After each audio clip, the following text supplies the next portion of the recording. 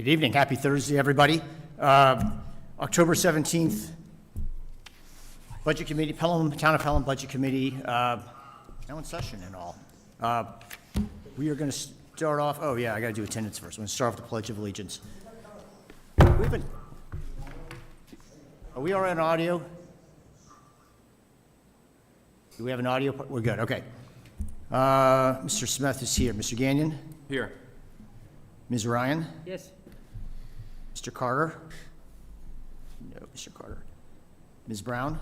Yes, here. Mr. Sherman? Here. Ms. Cormier? Here. Mr. Russell? Here. Mr. Wooten? Here. Ms. Corbett? Here. And Mr. Brissette. Present. All right, and we have our recording secretary. All right, so with that, let's kick it off with the Pledge of Allegiance.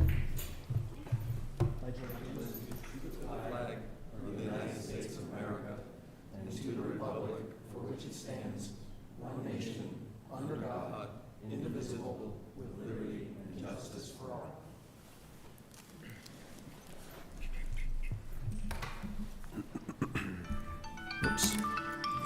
Sorry. Tile kicked off here. Okay.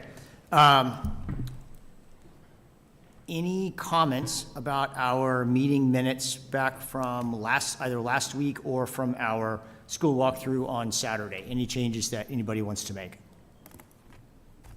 Can I get a motion to accept the minutes? Well, do you want to do them separately, so? Yeah, let's do this. So, right, so I make a motion that we accept the minutes for October 10th and put them on file. Second? All those in favor say aye. Aye. Any opposed? Any abstentions because you weren't here? I think we had a full house last week.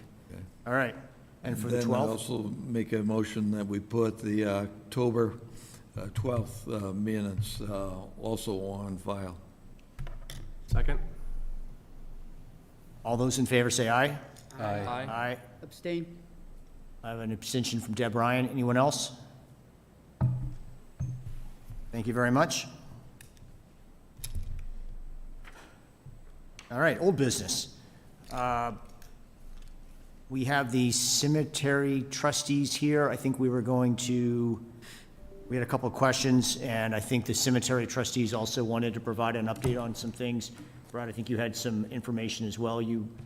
Maybe you wanted to share, or you were going to let them share as well? So I did talk to one of their members last week, but since they're here, I'll personally let them speak to it, as I'm not really prepared for that. I want to come from their mouth. I also see that we do have, if you notice, Mr. Chairman, a document from the union.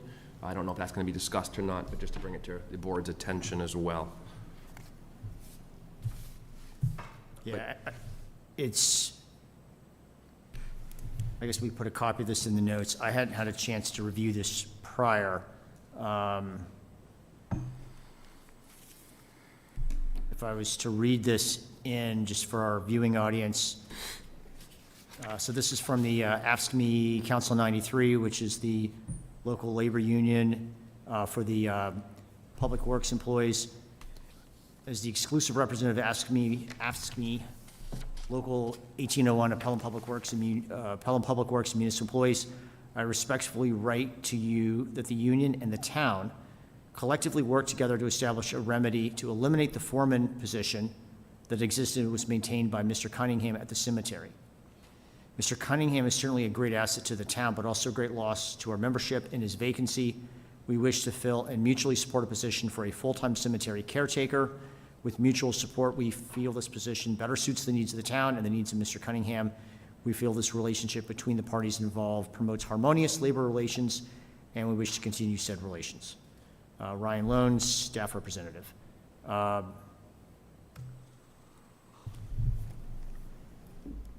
don't recall off the top of my head, did we have a position for full-time cemetery caretaker? Was that something that was in the budget that was proposed? Yeah, why don't you guys come up and, again, I want to make sure everybody gets to hear you and give you a chance to speak on all the work that is happening in the town cemetery. Thank you. Bobby Jo Trainer, Chairperson, Cemetery Committee. We did have a full-time caretaker in the budget this year. The Board of Selectmen did not approve that position.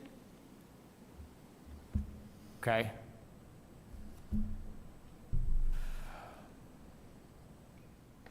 So it's in your budget, but okay. So what is the impact of if that position does not get filled? Financially? No, Or- more like, I'm thinking more in terms from an operational point of view. Sure, so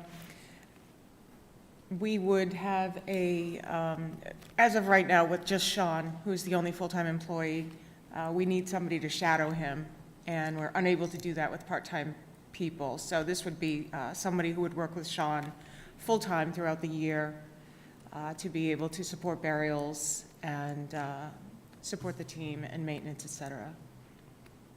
And, sorry, Sean's position is, He is director? Cemetery director. Cemetery director. okay, so he's full-time, but he's cemetery director. He is cemetery director, so he is no longer in the union.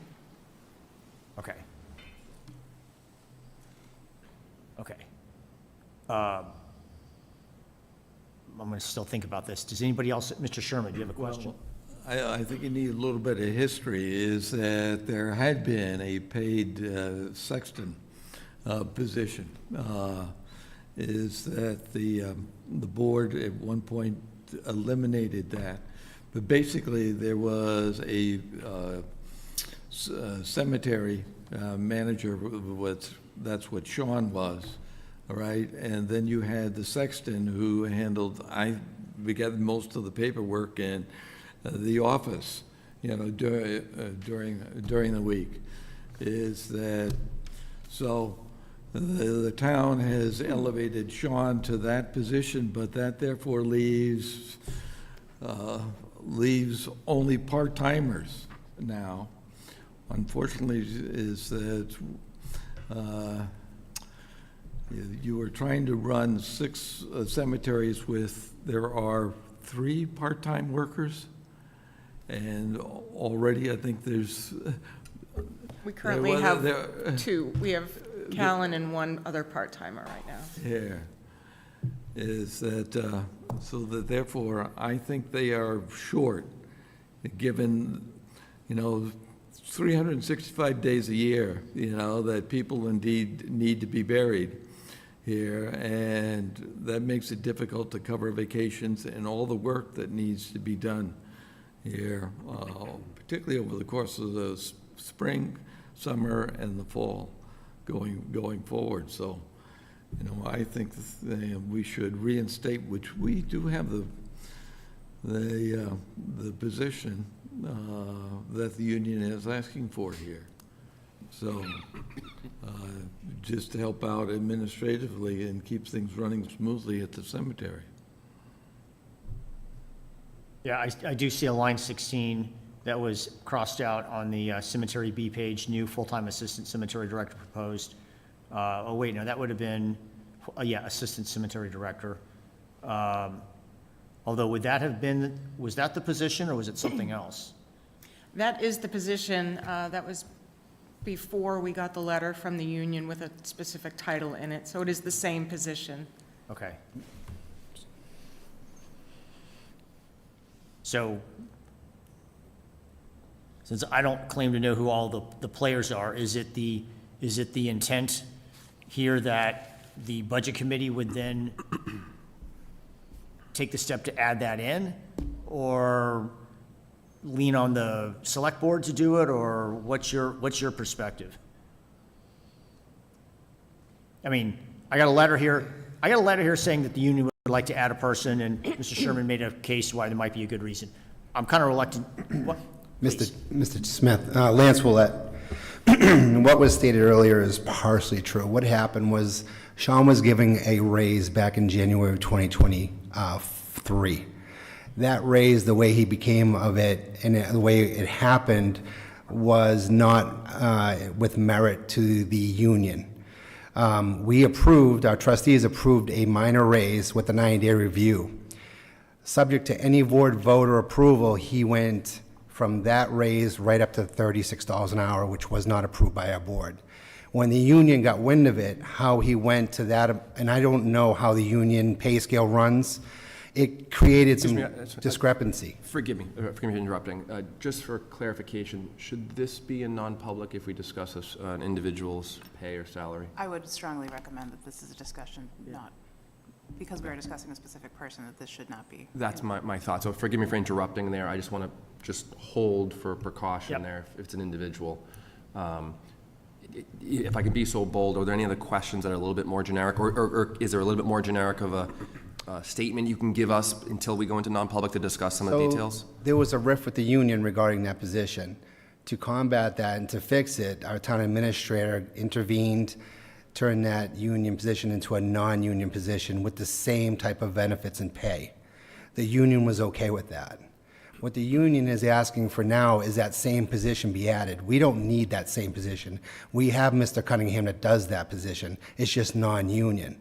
The position that we're seeking was an assistant director under Mr. Cunningham for anywhere from 30 to 40 hours. What happened was Mr. Cunningham became ill. He's been out for some time. We had nobody with that expertise to fill that position. We do have Callan Aubrey, who does have some, and he's learned quite a bit, but we found out that we really need a full-time backup. That was presented to the Board of Selectmen. They didn't see it that way, and they took it out of the budget. Okay, so this is more about I'll call it an operational resiliency question I would more than agree with anything that. else. Correct. Okay. Ms. Ryan? Can I just ask for clarification, it would be okay? The positions you guys are referring to and the positions that are listed here have different names. So I'm trying to get clarification on which positions we're talking about. Obviously, cemetery caretaker is listed here, so I get that. But there's a foreman position, I don't see, unless I'm missing it somewhere, you guys can tell me, a non-union director position in our budget. Am I seeing that correctly? And is anybody Yeah, else? well, what I'd understood a moment ago was, I pointed out, it looks like line 16 was the requested position, if you're on cemetery B. Yes. And that was this requested position that the select board turned down. The union appears to be using just a slightly different title, but it was intended to be the same position. Did I get that right? I'm sorry, did I understood Yes, your correct. answer earlier? Okay. Still Please. follow? So where is the director position, the non-union director position? That's the new title that Mr. Cunningham was given because the union has certain titles that follow under their covenances. For him to be and again, groundskeeper or caretaker, that was a union term. They had to omit that, and a new title was given by the town of Pelham Town Administrator to develop that. And that is now the cemetery director. So that's what I don't see here. Am I missing like? Look at line 14 and 15. That's a foreman, union. Are you on the right Am I in the wrong year? Cemetery B, cemetery B? Maybe I'm in the wrong, no, employee became non-union. hang on, maybe I'm looking at the wrong one. I don't know. That's what I said, correct me if I'm wrong. 2020. We're not trying to correct, we're just going for No, accuracy. I'm okay, you can correct me. Mr. Chairman, Please. question. Keep proceeding, I'll. Is Mr. Cunningham still on payroll, Yes. out on disability, Yes. expected to return? November 12th. Okay, so I have the, I got it.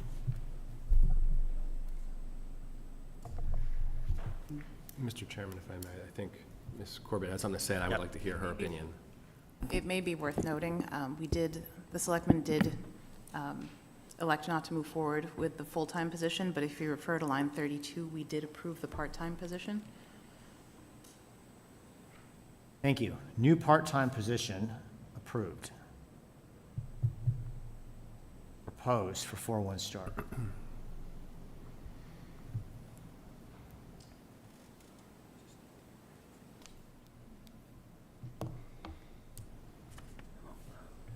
Deb, did you still have questions? I think I'm in the right spot, I'm just waiting, it won't load. Oh, there we go. Okay, much better, I apologize immensely. You're good now, line 14 and 15? Got it now, sorry about that. Okay. All right. I don't know, my general perspective is, unless there's a compelling reason here to defer to the select board on this,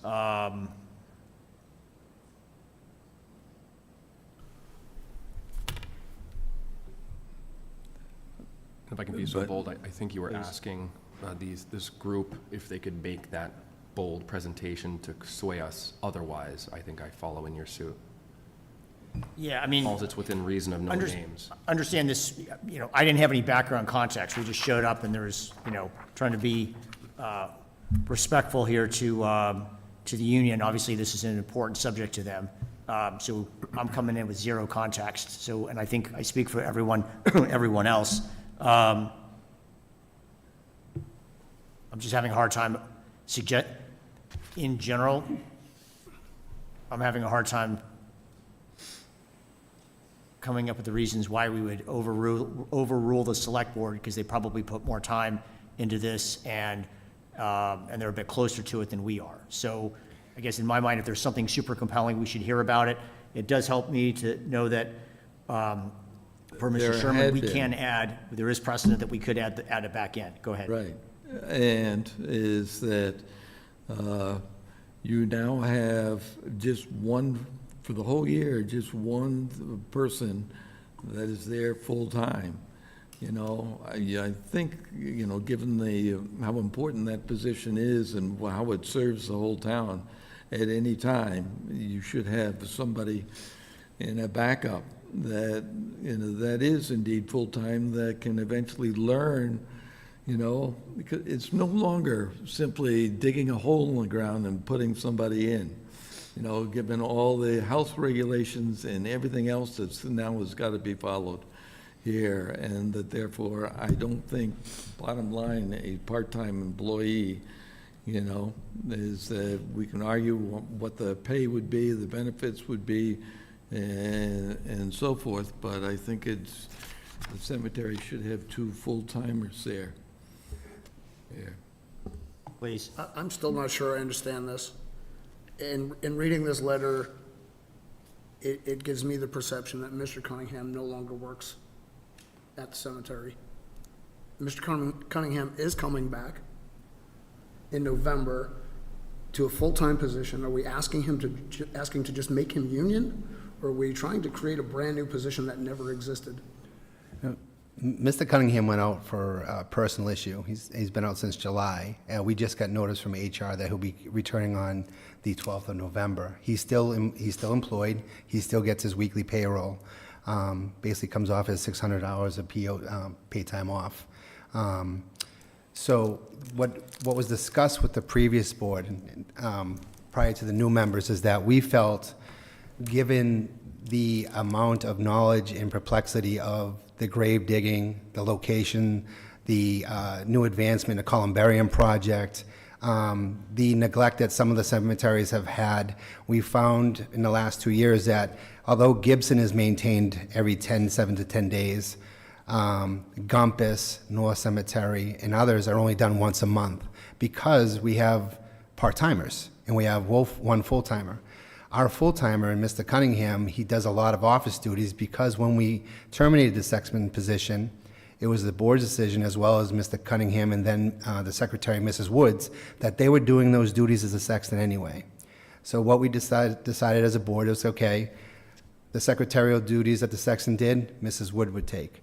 As far as the plot, the sales of the graves and all that, Mr. Cunningham would do. They were doing it anyway. And it's been seamless since.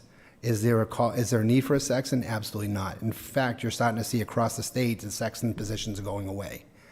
And it's worked very well.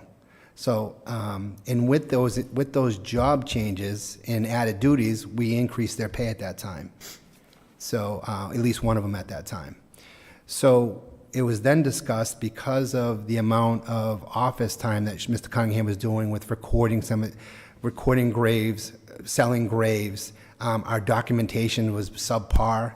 As far as our record keeping, he was helping the secretary do that. So there was a lot of time he was spending in the office. That was eliminating his time out in the field. So it was then discussed, we need a full-timer. We need a backup to him. God forbid something happens to him, he leaves, he gets ill, but we have somebody that could fill in seamlessly. And that position was sought and is being sought by a part-timer that we have now. If he was granted, if this board in the town said, okay, we're going to allow that position, and hopefully the taxpayers vote on it and approve it, he would then, as long as everything works out, take that full-time position, and now that opens up that part-time.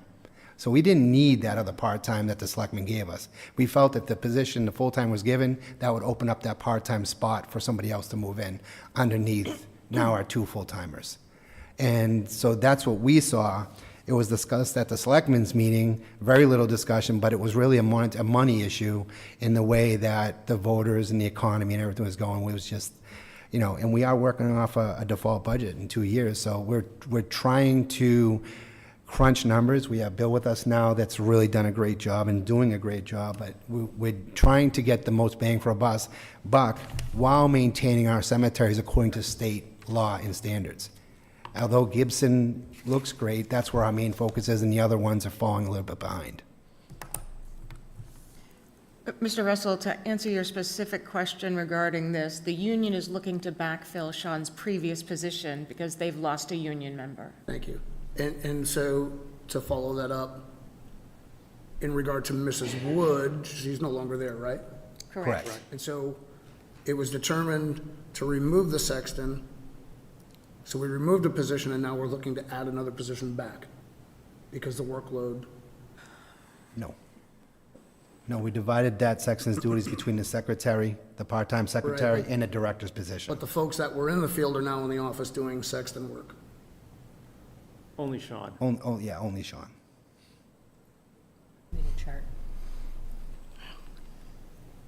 And the woman, the particular person that we're looking to hire now, that the board have recently approved for the vacant secretary position, comes with 17 years of cemetery background. She's actually comes from Wyndham. She's been on that board of trustees for 17 years, Bobby Joe, and has an extensive knowledge of pretty much record keeping, everything we're looking for. So we believe as a board, and we had this vote about a week and a half ago, that she would be a really good seamless fit. In fact, an advancement. So we're hoping that it gets approved. I have thoughts, but go ahead, Mr. Gannon. So there's a lot being put on us tonight. I think I feel kind of the sentiment of the room. Part of me wants to default to the Board of Selectmen. They seem to have oversight over it. I kind of want to take their trust in it. But what you were presenting is quite interesting as well. For the sake of moving things along, with all due respect, maybe we could request, even for my simple mind, almost like a drawing of who moved where and what opened up, something visual that we can kind of look into. An org chart. Yeah, and we still have time. If you present that to us via email, maybe we could either call you back or wouldn't even need you to make a motion if we did all agree to move forward with some kind of action. But if I could be so bold too, is to maybe push forward with, I think the reason we wanted to have you here tonight, from what I heard from one of our last meetings, is just kind of give a little bit more of an overview of some of these changes that you're discussing, as well as others, to kind of answer some of the questions that we had before this even came up. Let's see if we can clear that first, and then maybe circle back, whether it's tonight or another point, for that org chart, and see if the group agrees to seemingly go above the board. Yeah, and I'll jump in, which is also, I want to make sure that everybody on the budget committee has the opportunity to think about it, ask questions, because you're here. It may be that a motion is put forward to add this position in which at some point in the future, in which case it would be really good if we, again, use this opportunity to ask all the questions that everybody might have. I know I'm starting to form an opinion, but it may not match with everyone else's. I saw 2 comments. Ken, I guess you can go first. Okay. In addition to what Brett requested, the org chart, I would ask if you could include the 3 or 4 top advantages, and if this is not approved, the impact, the downside. so we understand the Yeah, risks and that's- the rewards. That's a great comment. I mean, I captured kind of the operational resiliency of having a, you know, a full-time backup, but there may be other reasons as well. Perfect. Ms. Corbett? I did just want to clarify, the request that came before the Board of Selectmen was for one full-time position as well as one part-time position. We did not strike that full-time position down and make it part-time ourselves. We got a request for essentially one full-time and one part-time. The full-time was removed, the part-time remained. Thank you. Thank you. Anything else? Otherwise, again, I kind of echo what Brett's saying, is this is your opportunity to highlight what's going on. I think cemetery last year was a organization in transition, so to speak. I'll leave it at that. That's not trying to be pejorative, just stating a fact. So anyway. I would add that one of the most important things that we've been talking about lately is perpetual care. Up until 2008, if you had a loved one that was buried within the town of Pelham, you could opt for a perpetual care, which means the maintaining of that gravesite for life. And that would be cleaning the grave, trimming the shrubs. If the shrubs are overgrown or damaged, they get replaced, not just removed. There's a certain criteria, and we just found out recently during a municipality meeting with the state that our town is in violation. We haven't been doing any of it. Besides mowing and trimming, we don't maintain broken grave. If a grave, like an old sandstone grave is broken or marble, cracks, we don't repair it. It just lays on the ground. And so that's a violation of state law. If we remove shrubs because they were overgrown, we cut them out and they weren't replaced, we violated state law. So recently, the state of New Hampshire handed down a case where this is kind of spelled out. We really want to get a jump on it. We're kind of blending into that now. We have a lot of work to do, but we are violating that state decree. Are we, I would tend to think that perpetual care could be relatively expensive, and, is perpetual intended to be from now until eternity, or is it 99 years, or? It's now into eternity. Okay. And so we had a meeting with the trustees of the trust funds. We do have this perpetual care money sitting. If we do the perpetual care, we can take the interest out from those funds. And so we have not touched those funds for probably 10 years at least, because we've not been able to do the work. And what do we charge people today for perpetual care? We stopped offering perpetual care. Okay, 2008, we stopped. okay. Yeah, some of us have it. So I know you'll look after me, right? Is that a threat or a promise? So there is an additional revenue source there to offset the expenditures, which we really need to present at some point in the future, a full P&L of how the cemetery operates, because we do take other revenue in as well outside of perpetual care. I'll speak for the board. I think there would be interest in that. I think there was it was just difficult to follow last year how the money went where. Again, not saying that anybody was doing anything wrong, it's just you guys are a bit different than the other town departments.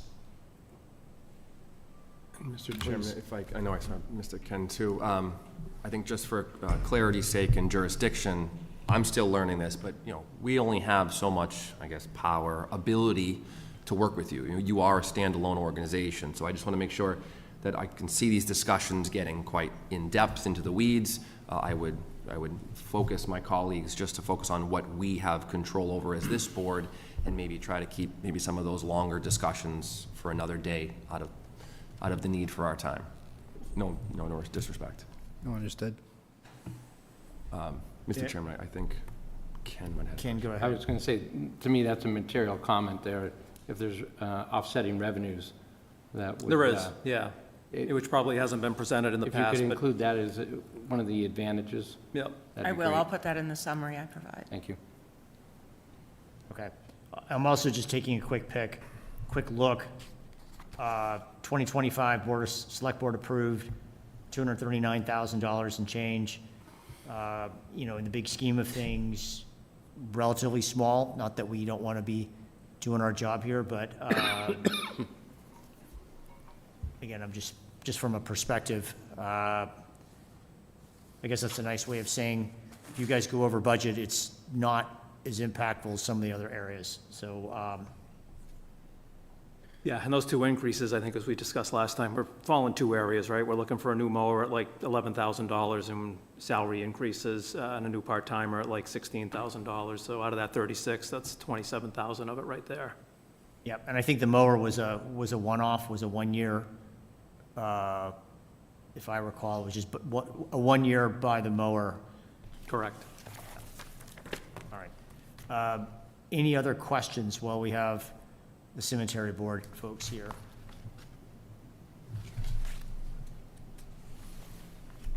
I'll hold my questions until we have a org chart. Okay.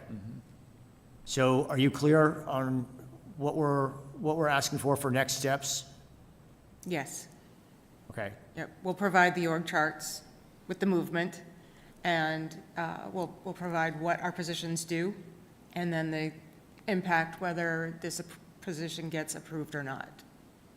And the advantages. Can we go back a couple of years on that as well, just so we have a historical overview? We see who was where, who went where, who's no longer there, and who's coming? Sure. Thank you. Yep. Okay, so,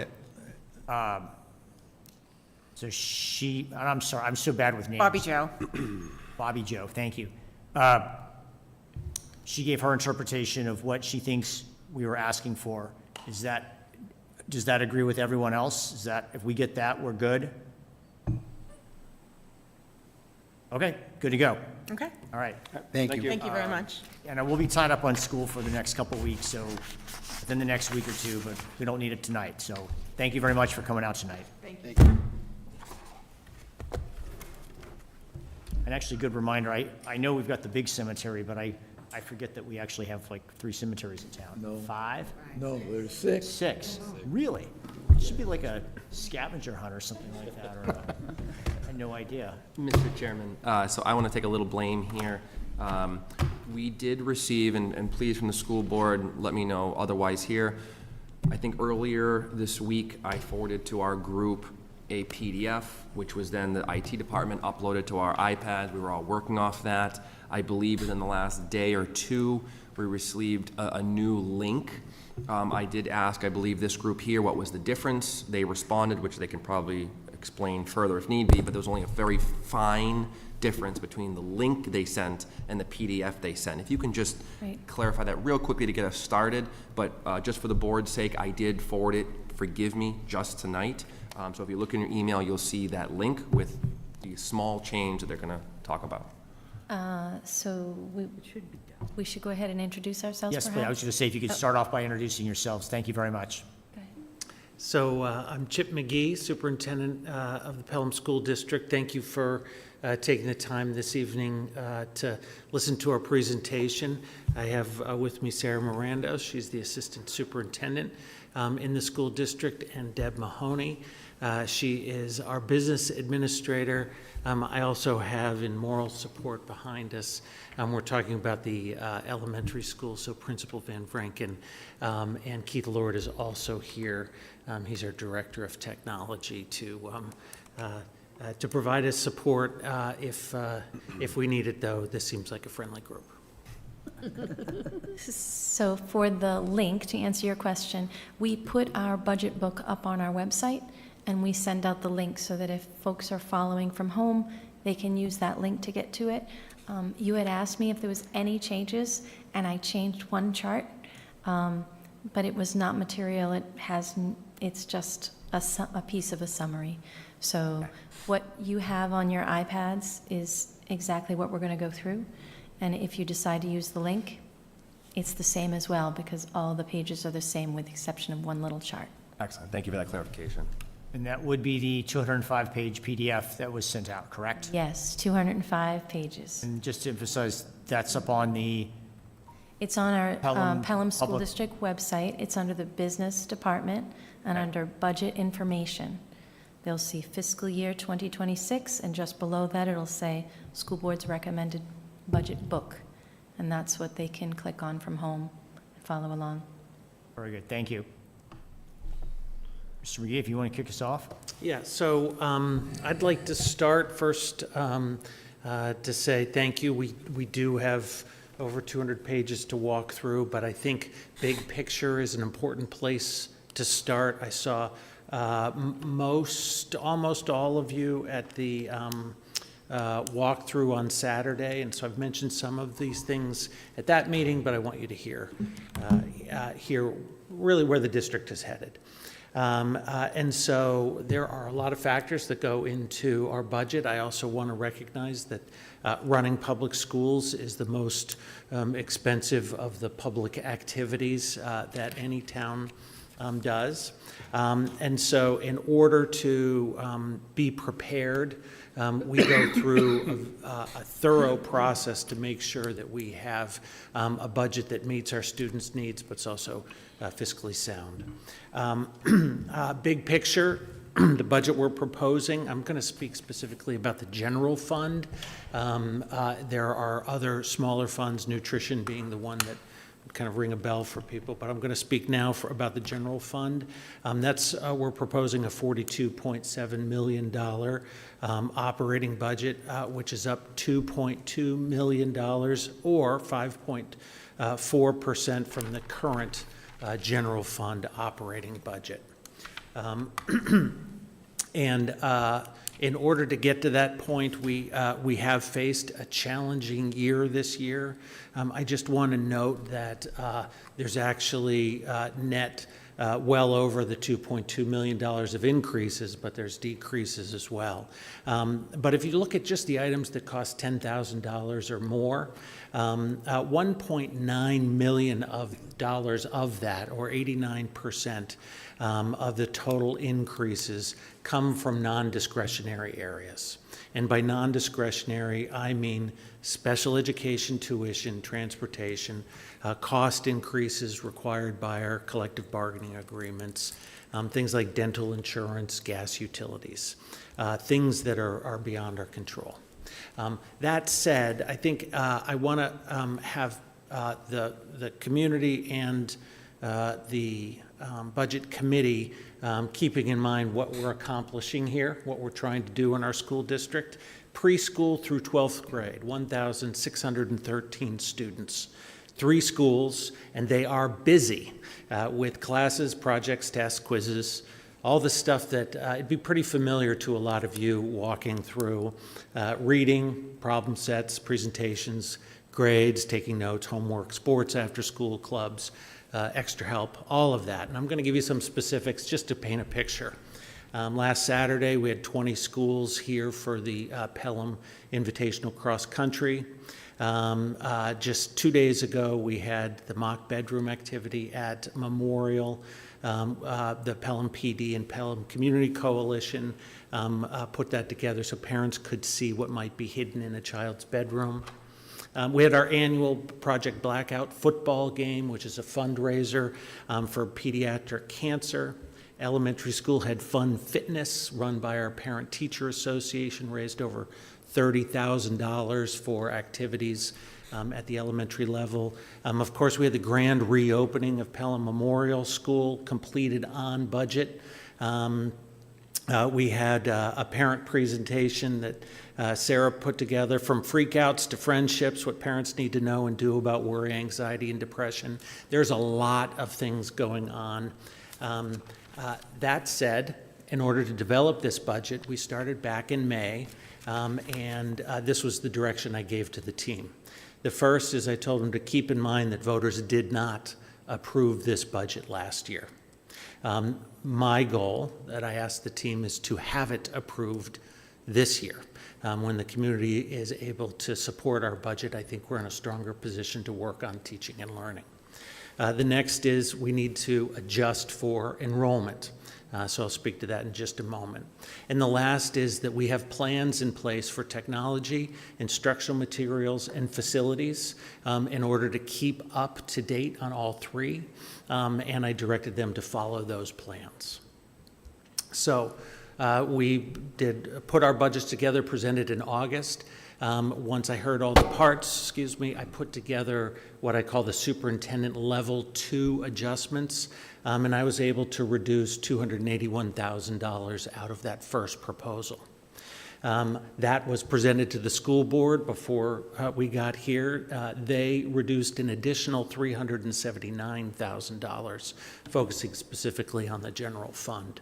Can you repeat those two numbers, sir? Forgive me. Repeat those two numbers. Read them again. So You reduced it how much? not to how much was reduced. So level 2 reductions by the superintendent were $281,237. And the school board's reductions, level 3 they're called in the budget, you'll see them identified as level 3, were $379,028. Thank you, sir. Yes. Just since I'm talking about what's actually in the document, you'll also see something very important. It's called an SAU note, mainly under personnel. It's where we include information, corrections, clarifications. And this was a point of confusion. This is my 5th time doing this now. Every year we run into it. An SAU note is where you will come to an understanding of how much is budgeted for a position that is currently vacant. And if we have more than one vacant position in that area, that's where you'll know what the total dollar amount is. It's just important to note SAU notes. So as we begin preparing, enrollment is a key factor, and that's brought up to me a lot by citizens in town. Simply put, we're down 24 students from last year, and my projections are that we'll be down 24 more next year. Keeping in mind 1,613 students, so you kind of get a sense of the proportionality there. As a result of that, in the budget you'll be seeing are the following position reductions. We are reducing a business teacher at the high school, full-time position, through a retirement. We're reducing a special education position. It's actually half a position in the budget. The other half is grant funded. It's a full-time person, but only half of the funds come from the budget. That's special education at Memorial, currently unfilled. We're also reducing a special education position full-time that's currently unfilled at the elementary school. We're reducing a classroom teacher position at the elementary school because of a retirement. And we're reducing a reading specialist, .43, a part-time position that hadn't been filled for several years historically at the high school. Those are difficult, but we've done those in order to adjust for enrollment. I also want you to know that we are proposing an add of a full-time custodial position at Memorial School in order to keep the square foot per custodian consistent with the other schools. We've made adjustments for what we call instructional assistance based on student need, and you'll see that reflected throughout the budget. The big story that I need to ask the Budget Committee to keep in mind has to do with salary and benefits. We have the citizens in Pelham approved the teacher's contract last year. It's a 3-year contract, and this year, in order to have our teachers keep pace with salaries for surrounding towns, we have there's a bit of an estimate to this because we don't know exactly who it'll be next year, but $635,257 is the increase guaranteed for teachers that people voted on last year. Also, in this one, I can't help but be a little, question? Sorry, I think. Sorry, that was increase to contractual obligations to salaries, correct? Correct. Thank you. Probably worth pointing out, last year's Budget Committee unanimously supported that contract as well. That's right, which I think was vital to its success. So this next one, switching gears, I can't help but express some frustration, not at the Budget Committee, not at anyone in this room, but health insurance, we're projecting a 16% increase on health insurance for the coming year, which is, there's a lot of estimates that go into this number, $673,037. I am, I'm very angry about that and in conversations with Health Trust about it. But to be realistic, I need to make sure you know what that is that we've budgeted for. Yep. I'm torn. I have a question, but I also hate to interrupt your. You'll get bites at all these apples again. Okay. I just want you to get the big picture. I mean, you can certainly ask it. Yeah. Because I'm. Keep going, we'll come back. Thank you. Keep going, we'll come back. All right. So there's two other expenses that I think, if I were on the Budget Committee, I'd want to be alerted to. The first is in the CIP is a plan to replace 2 of the boilers. There are 4. There are 4 altogether to replace 2 of them at the high school.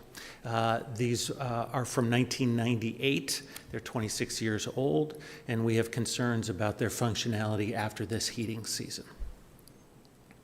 The second significant area is replacing aging technology at the elementary school, specifically 28 interactive boards.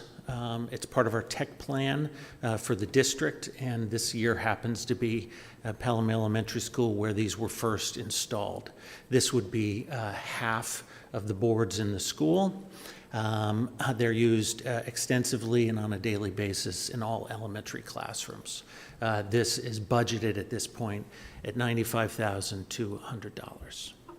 For both of these, I've asked the tech director and our director of facilities to explore less expensive options. I don't have those yet, but those are areas where I think we need to have those discussions. Both of them, both are needs that have to happen in the coming year. And so final thing I wanted to note is 3 core principles that drive the work the district does, the school board does. Right now we have just put in place a goal to improve literacy performance. We're continuing on a goal to make Pelham one of the best places to work by strengthening our culture of belonging. And as I mentioned earlier, we continue to follow our multi-year plan to maintain technology, instructional materials, and facilities. So that's big picture. I don't know if there are questions on any of that, though we will get back to all of it. This is where I'm going to turn it over to Deb Mahoney, who can walk us through the budget book.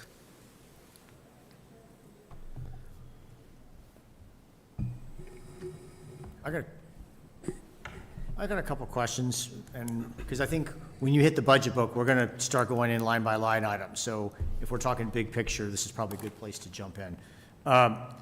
So one question I noticed,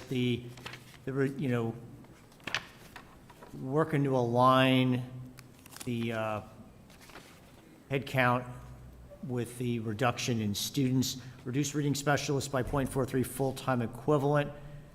How is that being handled today? Because I know a lot of times with special ed, if you don't have a in-house person, that type of work gets contracted out just because it still has to be done based on IEPs. Is that? Is That's that accurate. Accurate, okay. So is this a situation where we've got roughly half a full-time equivalent that we can't fill because we don't pay enough, we can't find the people because that's unique expertise, and we're just going out to third-party vendors to cover this? Can you? That's my understanding, yes. Okay, so the money is still being spent, we just aren't trying to have that done in-house, with an in-house person, because, again, usually it's either we can't find the person with that skill set, or we can't find that person willing to work for Pelham wages. Yeah, I'm going to answer that. you go right ahead. Yeah, so the concept you have is correct. For this position, this is something where we are able to address these needs in other ways currently, so we don't need to have that 0.43, and we are not looking to hire it because we currently are able to provide those needs. It is a high school position that we can do without next year. Okay. I'm going to keep, you know what? Ms. Cormier, go ahead. What is the game management? Oh, so we need to have supervision for athletics at the middle school during athletic events. So for fans, parents, the opposing team, we have it's someone, a staff member to be present for that, outside of the coach who's obviously busy coaching. So I'm back up to page 4, looking at the programmatic considerations for fiscal '26. I'm curious because I know previously there was a big focus on saying we wanted to improve the performance in math with Pelham students. Has that been resolved and now we're shifting to literacy, or are we adding literacy on top of it? Yeah, so when we were doing math, we weren't ignoring literacy. When we're talking about literacy, we're not going to start ignoring math. It's just a question of priorities. And so we had a 3-year goal in mathematics, and we're able to make strides enough that we think we can now turn our attention to literacy. We'll continue to report out our performance in mathematics every year. And do we have measurable goals, KPIs for literacy? We do, well, we do in math. We are in year 1 of a 3-year goal in literacy, and Sarah's actually developing the key performance indicators for that to be presented to the board in January. School board. School board, yes, sorry. Okay. Okay. Second question, making Pelham one of the best places to work. Is there that's a nice goal, kind of touchy-feely. Is there a financial consideration to that? Like, best places to work by strengthening our culture of belonging. I'm not sure what that means. Yep, so the goal is measured specifically by retention. So that's how we measure our accomplishment of that goal. And action items have been the passage of the contracts were very significant for that. But we've also done some changes that have been presented here relative to our onboarding and hiring process to improve those first touches that we have with the new employee in order to make it clear that they've found an excellent place to come work and stay. Okay. If I can add retention is the only metric to measure that? Do you employee feedback, like 360 feedback to see how they feel? Yeah, sorry. There's a whole other path I can go down. We're using something from the Franklin Covey Institute. So it's just not headcount retention? It's not just, but it does include headcount retention. Okay. Sorry. What is the current literacy proficiency? So there's a lot of ways of slicing that, and so I don't know off the top of my head. You're probably talking percent proficient, grades 3 through 8, in the district as measured by the state assessment. I think that's what you're asking. And I said that out loud so that Sarah can look that up, because I just don't want to quote it wrong. And most recently, that would be in the spring of '24 is when we most recently tested. So Sarah will get that for us. And high school as well? So high school's only tested once. That's the SAT in 11th grade. You can't really combine those, so she'll have to give you 2 numbers. And Thank you. Any other? Oh, Ken, go So ahead. a quick question in terms of process, because we're jumping around. Are we going to, like, as an example, headcount was discussed, and primarily we're talking about reductions. And so are we going to have a discussion centered around headcount, then move on to boilers, then move on, how do you, because as an example, a question I would have on headcount. You talk about reductions, but if I look at page 5, the reductions are 3.93 full-time equivalents, but you're hiring more than 4. So a net gain, there's actually a net increase in the number of FTEs, according to page 5. Right, so I think you're probably comparing IAs compared to professional staff, yes. My focus was on professional staff, but, yeah. So we typically do that, it's up to the budget committee, we typically go through each section. Okay. all right. Mr. Chairman, if I may, I'm sure if we let them actually go through their presentation, a lot of these questions will be answered in process. So I think if we can just curtail the questions for now, let them present, and then see what questions arise after the presentation. That was basically what I suggested, was to have you go through that, and then we would start to, but, yeah, I agree with, Makes thank you, sense. Heather. Yeah. Yeah, and as we go through, if you have questions, as I'm going through page by page, certainly interrupt me, and one of us can speak to the question. That works. Yep, thank you. You just Okay. want to tell us what page you are Sure. on next. So the budget book is made out of the executive summary that Chip just spoke about. There's a bunch of different attachments and additional information for you to reference, like the guidelines that we use to develop our level 1 budget. There are charts and equipment replacements, and all those kinds of things are all in your packet. And then all the way on page 54 is the beginning of the elementary school budget. And this is a specific area of the budget that we're going to cover tonight. And then we'll do the other pieces as we go through the next few weeks. So I'm going to start on page 1 of that section. So you'll see each section starts with 1 again. But it's page 54 of your budget book. And if I may, Mr. Chairman. Please. And Dr. McGee, maybe it'll be helpful, I'll speak for myself, that when you come and present, if you could give us a quick overview saying, I'm gonna talk about the executive summary, then we're gonna go to this topic, this topic, this topic. So if there are specific topics on employment or whatever have you, someone will be keyed into saying, okay, I'll wait for that topic to come. I think just so we can all play more efficiently together. Mm-hmm. Yep. Thank you. So just to summarize this one, I guess. This- Elementary school, we have the. Right, all budget items related to the elementary school outside of food service and facilities, outside of food service. Right there. Go down. Okay, so are we all on page 54? Okay. Seeing some head nods. I think we're ready. Yep, go ahead, Okay. please. All right, so as we go through each section, I'm going to explain what is in this section of each page. So we're starting off on the first page, and you can see that we're in the general fund. We're in 1100, which is the function for regular education.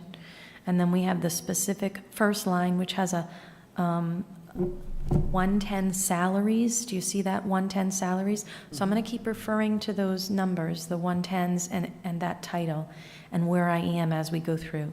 So in this page, page 1, we have the salaries for our teachers at the elementary school, and you can see all the positions listed, the names and their salary associated with it. And when you look on that same page, all the way to the far right, you'll see a budget increase, decrease, and the column just before that is the recommended total dollar amount. So on page 1, we have a $2,905,057 recommended budget for this section. Okay, are we acclimated to the pages? Okay. So on page 1, we start with all the salaries and positions that we have, and it continues on to the next page. There was a question about our full-time equivalents. We have 46 positions listed with, on the next page, you'll see a reduction, a level 2 superintendent reduction of 1 classroom teacher due to reduced enrollment, and that reduction amount is listed in red on the top of page 2. And so we'll have 45 positions in next year's budget. Below that are instructional assistants, which is section 114. This is where we budget our kindergarten, our regular ed, our lunch and recess monitors. These are all our regular ed instructional assistants. And you can see there that their recommended budget is $292,625. On the following page, page 3, all of the benefits associated with those positions are all listed. And at the very, very top of page 3, you'll see one of those first SAU notes that Chip just referred to, where it says our vacant recess monitor that's listed above is 3 FTE positions, each at $9,312.45. So that's an example of how you'll see the SAU notes as you go through. And then all of the benefits are listed below. You'll see health insurance, dental, life, disability, Social Security, retirement, and workers' comp. So I'm going to kind of just breeze through. The benefits are all related to the positions that are listed above. And anytime there's a reduction, each one of those reductions benefits are listed on each of the appropriate lines as well. So what's tucked in there is also substitute pay. So how much is for public record? How much do you pay for substitutes when you having problems? We pay $110 a day for substitutes. And when we get to our district budget, that's where we budget the substitutes line. So we'll cover that as well. If you have specific questions about that, I can cover that night. All right, so we're on the bottom of page 3 and we're moving on. Sorry, quick question on page 3. Yes. Have we reflected the new estimated health insurance premiums, or is that? We did. So the 16% estimate that we have at this point is throughout the budget. We also have a 5% dental rate that's throughout this budget. And once we have additional information on the health insurance, the actual rates, we're going to recalculate everything and then provide that to the budget committee and our board as well, so that everybody's aware of that change. Thank you. All right. So on the bottom of page 3, we start with repairs and maintenance. And at the top of page 4, you'll see the details associated with that. And I'm just going to kind of move through the budget in the similar way. So on 446, we have rental lease software for regular education, and there is a site license for IXL, ELA, we use a lot of acronyms, English Language Arts. And so I'm going to pass that to Sarah to talk about that product. Yep. So currently we use IXL in grades 1 through 9 for math. We've used it this is our second year. What the request is to add it for the elementary school in grades 1 through 5, and that's why there's an adjusted amount that was previously budgeted in by school, but you'll see the math adjustment in the district-wide budget later on at a different presentation. But just to let you know what IXL is, it's a software that we use with interactive questions for students to gain fluency and confidence. It's by grade level and standard and skill, and our teachers and students actively use it in math, and we are currently piloting it this year through grant funding in grades 1 through 8 for ELA.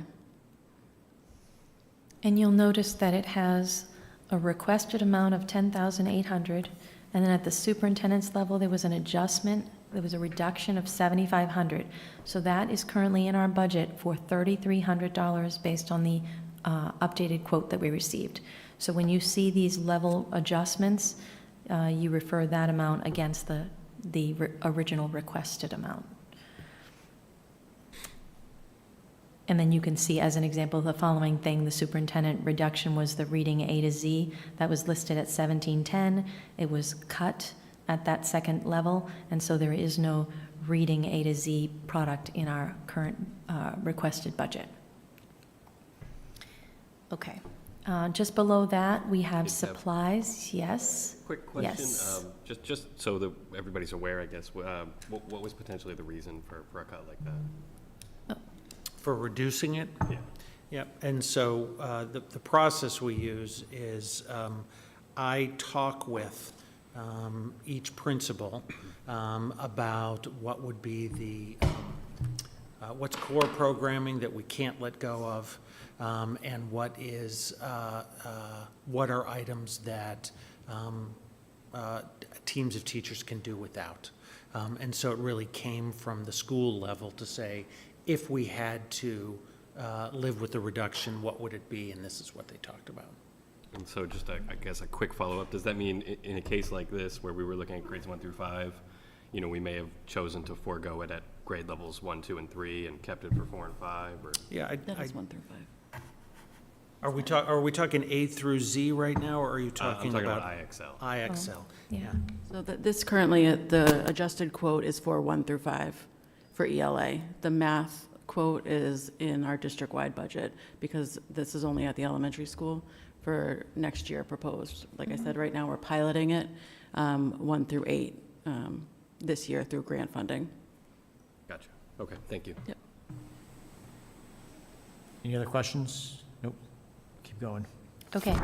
On the bottom of page 4, we have supplies, and you can see that the total of our supplies was reduced by $1,898. All of the supplies are listed. All of the adjustments are at the very bottom on page 5, and they continue into page 6 for all the cuts for those lines. And then at the top of page 6, we have equipment additional, our sound panels. Yeah, so, so just make sure you're following, we're on page 6. We had, as part of the construction project, at Memorial, had been able to put in sound panels, and in discussions with Jessica Van Vranken, the cafeteria at the elementary school does have sound challenges both during lunch and during band practice, which is in there. I had asked her and our director of facilities to see what it would cost, and so this is another example of something that would have been great to have, but we determined this is not a year to ask for a nice to have, so that's why we put it in there, and then as we looked at the total amount, decided not this year. And so I'm going to go right down to the next line, 737 furniture replacement, and this is where I'd like to highlight that Pelham Elementary School is now the old school in the Pelham School District, and the furniture, much of the furniture in the building is original to the move. We have a long-term furniture replacement plan. If you notice that we're working on grade 4 and grade 5, many of you were able to see some of the furniture that we're disposing of. When the plastic, wood bolts or metal begin to rust, we have trouble making adjustments as it moves from little kids to bigger kids. The bolts can break free from the wood or plastic. It can create a hazard, in which case we have to take it out of the room, or it also doesn't fit the needs of student grouping. And so what we're proposing here is to continue this plan, though we spread I'm going to make sure I get this one right. We spread the 5th grade desk replacement out to a 3-year plan instead of 1. That's what actually the board did that level 3 adjustment. But there will be a need for continued furniture replacement at the elementary school. It's just an aging building. Okay, the next section that we're going into is art education at the elementary school. This is on the bottom of page 6. Hey, Deb, I'm sorry. Yes. Can I Oh, interrupt that's one more okay. time? So just, I'm trying to come up to speed, just full disclosure here. So when we look at something like the grade 4 desk replacement, which was on a 3-year plan, 50 is for year 3 of 3? Yes. So that means that we're replacing 150 grade 4 desks? And when I look at some of the programs, you know, I see that there, you know, for example, if we go up to education programs, it looks like enrollment, you know, I don't see enrollments of 150. So can you kind of help me understand? Yeah, I can help you with that. Students, you can picture a student sitting in their desk in a classroom. And in that room, if we have, say, 20 students, we'd want 20 seats. But there are times when that student might sit in a different seat in that room, say, the seat that's with the teachers. So that would be additional. That student will also go, that whole class will also go to music and art, will go to a STEAM class and library, and there are seats and desks in those spaces as well. And so you're right, it's not, we don't trim it down so that there's one seat, and I'm being a little silly here, they don't bring their seat with them when they go to other rooms. I think that makes sense. And so the 150 is basically a standard number you use per grade level? Yes.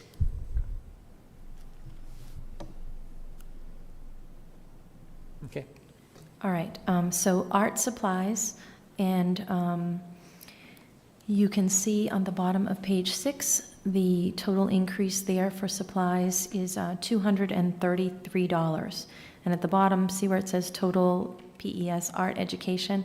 That would be all of the budget lines, is that 233 total increase for art. On page 7, there is physical education.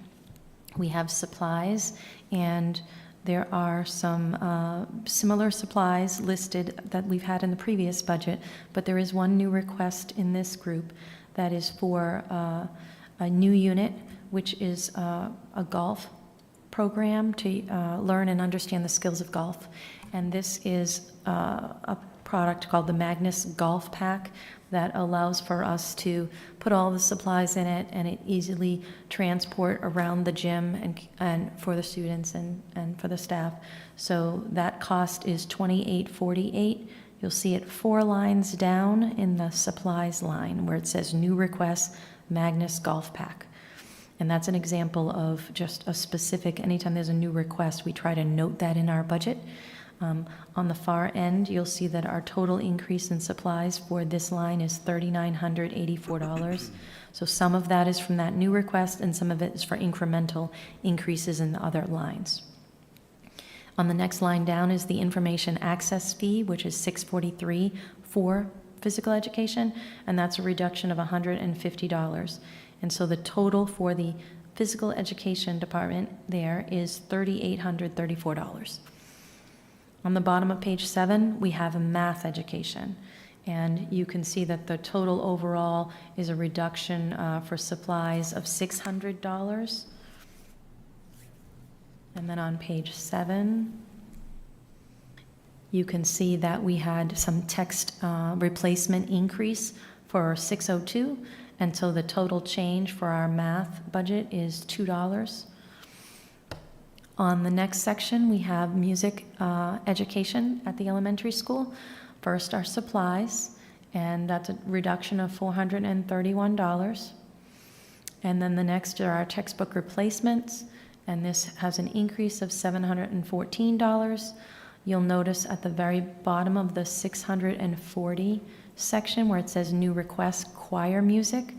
This is a very successful program we have at the elementary school. We have more than 100 students involved in this, and it is a requirement that we pay for copyrighted music. So this is a new budget request to keep that program in compliance with copyright rules. And then just below that, you'll see that the total overall change for the elementary music is an increase of $283. Can you just clarify? So you're saying that even if it's just being used in school for instructional purposes, copyright For music- performances. For performances. All right. Choir, yep. Okay, that makes a difference. Thank you. Okay. On the bottom of page 8, we have elementary school science education. There's 0 change with their supply request. And on page 9, there is a slight increase of $88 for information access. So the total change is $88 for the elementary school science. Elementary school social studies is the supplies line, has a $99 increase. The textbook replacement has a $300 decrease. And then on page 10, you'll see that the total overall is a decrease of $201 for social studies. On page 10, we have STEAM education. We start with supplies. That's a reduction of $2,154. When we reviewed this, we identified that the rate per student was reduced from $5.10 per student down to $2.03. And that is in line with what we anticipate we'll need for next year. We also moved some of the, actually, no, that is correct. Information access fees is the next line down, and I'm just going to pass that to Sarah to talk about these products. Yep, so STEAM stands for Science, Technology, Engineering, Arts, and Mathematics, and it's one of the unified arts that our elementary school students get to enjoy once every 6 days. And last year, we piloted a program called SAM Labs, which is a STEAM solution that's an online software that's a block-based coding that does work with physical blocks as well. But it is aligned with the next generation science standards and allows for more science instruction outside of the traditional science curriculum that is taught in their core programming. And did you also want me to talk about Typing Club? Sure. And Typing Club also, this is our second year with Typing Club. So post-COVID, we found that students were really entering middle school and ultimately high school with very poor typing skills, and it was causing them some detriments in some of their core classes. So last year we started Typing Club through grant funding and found it to be successful. They do it within the STEAM classroom, but also within their core programming, and we are looking to continue it in grades 3 through 5. Okay, so that shows as an increase in that line, which was a zero budget line, of $5,224. The following line below that is equipment replacement, and we still have in this section the $626 for the Sphero VRV. RVR. RVR, so, oh, RVR, yes. So $626 for that. So the overall increase for STEAM is $3,696.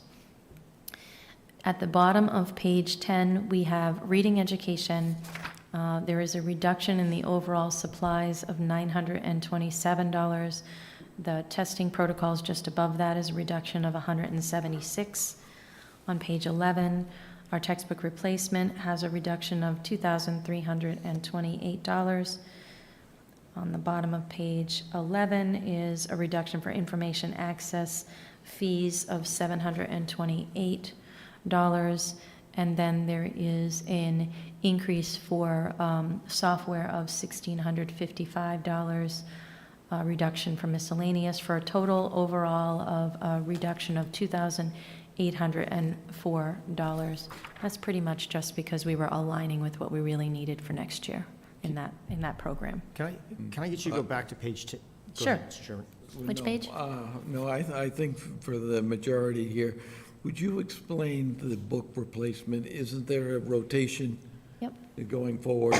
that's also a Dr. Right. Mirando's discussion there. Yes. Yep, so included in your budget book is an instructional materials replacement plan that shows at what interval we replace our different textbooks. So primarily at the elementary school, we have two large drivers, our reading program and our math program, which we have recently renewed in the last couple of years, and you'll see the outline of that in the instructional plan. Some of the smaller replacements, less than $500, are just as needed in terms of, when they need replacement. But our major programs, there is a lot of thought and time and money that goes into those. One of the things I want to say from wearing my hat is that I've asked Sarah to make sure those are spread out in order to have a more even budget impact, so that we're not doing elementary reading and math in the same year, both of which will be well over $100,000 to replace.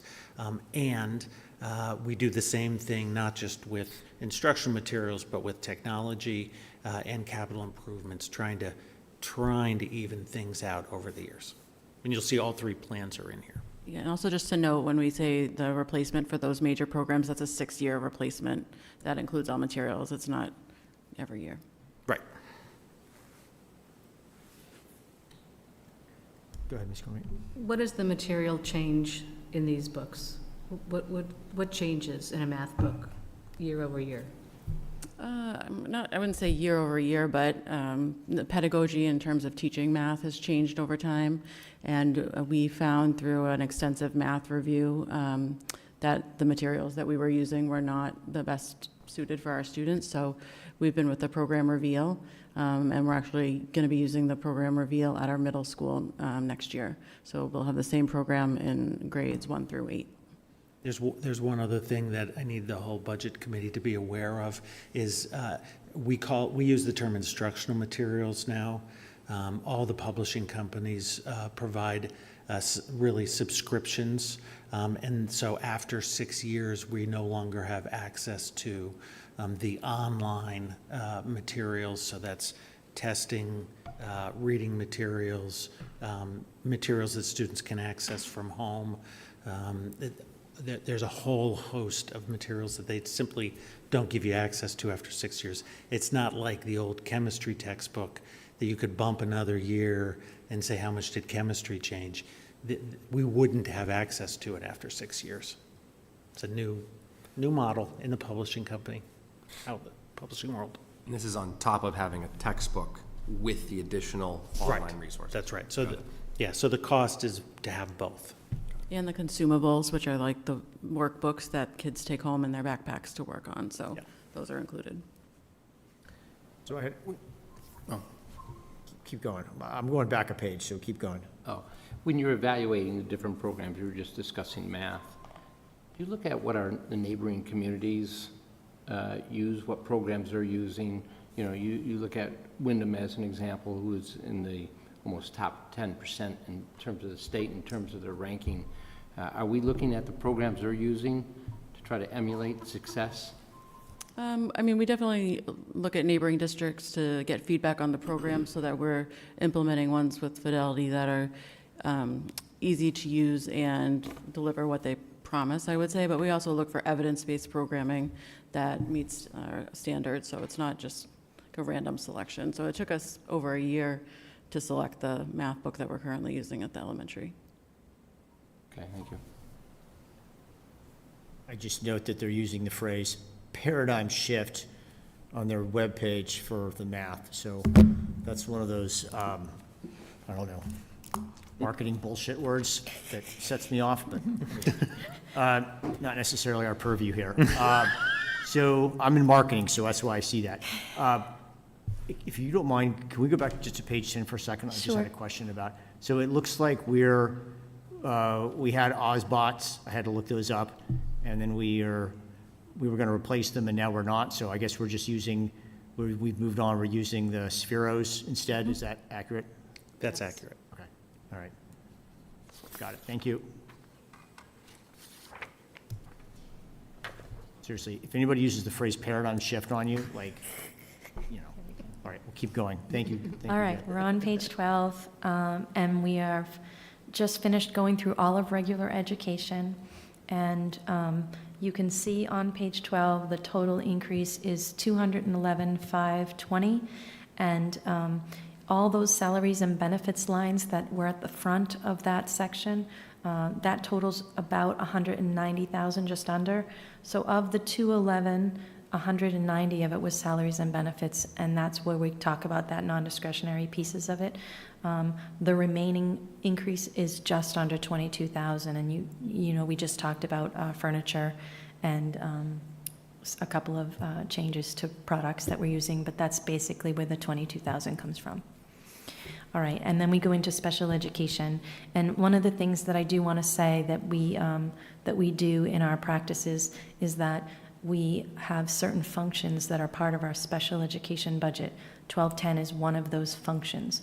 We kind of segregate that part of our budget as specific to special ed, and we make a commitment, and we've done that with the budget committee for all the years I've been here, to note that we don't take those funds if we don't end up needing them, because there's so many variables that happen with special education that we commit to returning that back to the voters. I know that you know that from year to year we return quite a bit of money, and much of it does come from special education underspends. And every year is a new year, so we evaluate that, but we just want to make sure that you know that when there's something that we don't use in our special education budget, we move that back. We give that back, and we don't use it in another place. And there are several functions, and as I'm going through, I'm going to mention those along the way. So 1210 is the first one. In the first section of this, page 12, we have all of our teachers that are special education teachers at the elementary school. In this section, we have our preschool teachers. There are 4 of them. We have our elementary teachers. We also had last year, there's a note at the very bottom of the page, we had a nurse for special education. This was specific for an IEP required need, and that has been removed because it's been reclassified now to a 504 required, which means that it moves out of the special education budget and moves into regular education, which would be budgeted under the nurse's function for the elementary school, and I'm going to show you that when we get along to that. But I wanted to make a note of that while I'm here, as well as at the very top of page 13, you'll see that reduction of 1 teacher position that Chip spoke about earlier at the elementary school that is currently vacant for special education. On page 13, we have all of our instructional assistance positions. If you compare this list to what we had last year, you would note that we had 25 positions for instructional assistants in our current approved budget this year. In this budget, we have 30 positions. That's because we had to transfer positions from the other locations in our district into the elementary school to meet required needs. And so while there are additional positions, there are actually only 1 new position in this section. The others came from the other budgetary lines, okay? The 1 new one is listed at the bottom still and was not cut. It is the NECC IA 7.5 elementary. That's the position that is still in there, and that is because that is a position that we anticipate needing next year in our program for special education at the elementary school, which is called an NECC program. On the following pages 4. Sorry. Yes? What does NECC actually stand for? Yeah, it stands for the New England Center for Children. It's a program based in Massachusetts that runs partnership programs into schools for high-needs students, particularly students with behavioral challenges. This is our first year with that in district. It has replaced what we were running ourselves called the PALS program, and it is for behaviorally challenged students at the elementary level. Thank you. Okay, keep going. On page 14 are all the benefits associated with those positions, as well as the reductions and the addition of that NECC position. They're all listed there. On page 15, we have no significant change until you get to supplies, and we have an increase of $1,365. This is a general increase for this section for special education supplies that are needed. We have a new item that's listed there, which are materials we need for visually impaired students. That would be things like markings on the floor to support that visual impairment. And so that's a new line, and that, along with some general increases, counts for the increase in this 610 line. On the bottom of page 15, we have a $16 increase for software. On the top of the following page, equipment additional is a reduction for $94, and furniture replacement is a reduction of $2,005, and dues is a reduction of $57. So for the special education program at the elementary school, the total increase is $188,748. Of that, we have $189,165 in salaries and benefits. So it's an overall reduction of about $400 in this section that's not salaries and benefits. Even though it's a big increase, it's salaries and benefits that's really the result of that and causing that increase. On page 16, we have the section for co-curricular. And this starts off with the stipends that we pay. There's no change there. And then the benefits that are associated with those stipends are on page 17. And then we move into self-funded programs, which is our next section in the middle of page 17. The self-funded program is where we budget our gross appropriations for items that are self-funded through the process of collecting funds and using those funds to pay for activities such as field trips and other things like that. And when we reviewed our fiscal year 24 actuals, we could recognize a reduction there for the upcoming year of $2,173. At the bottom of page 17, we have social work. There's a reduction for supplies of $300, and that is what the total reduction is for that section for social work at the elementary school. On page 18, we have guidance. We have 3 guidance counselors. Their positions are listed there, and all their benefits are just after that. The budget for supplies is down by $378 for textbook replacement, down by $41.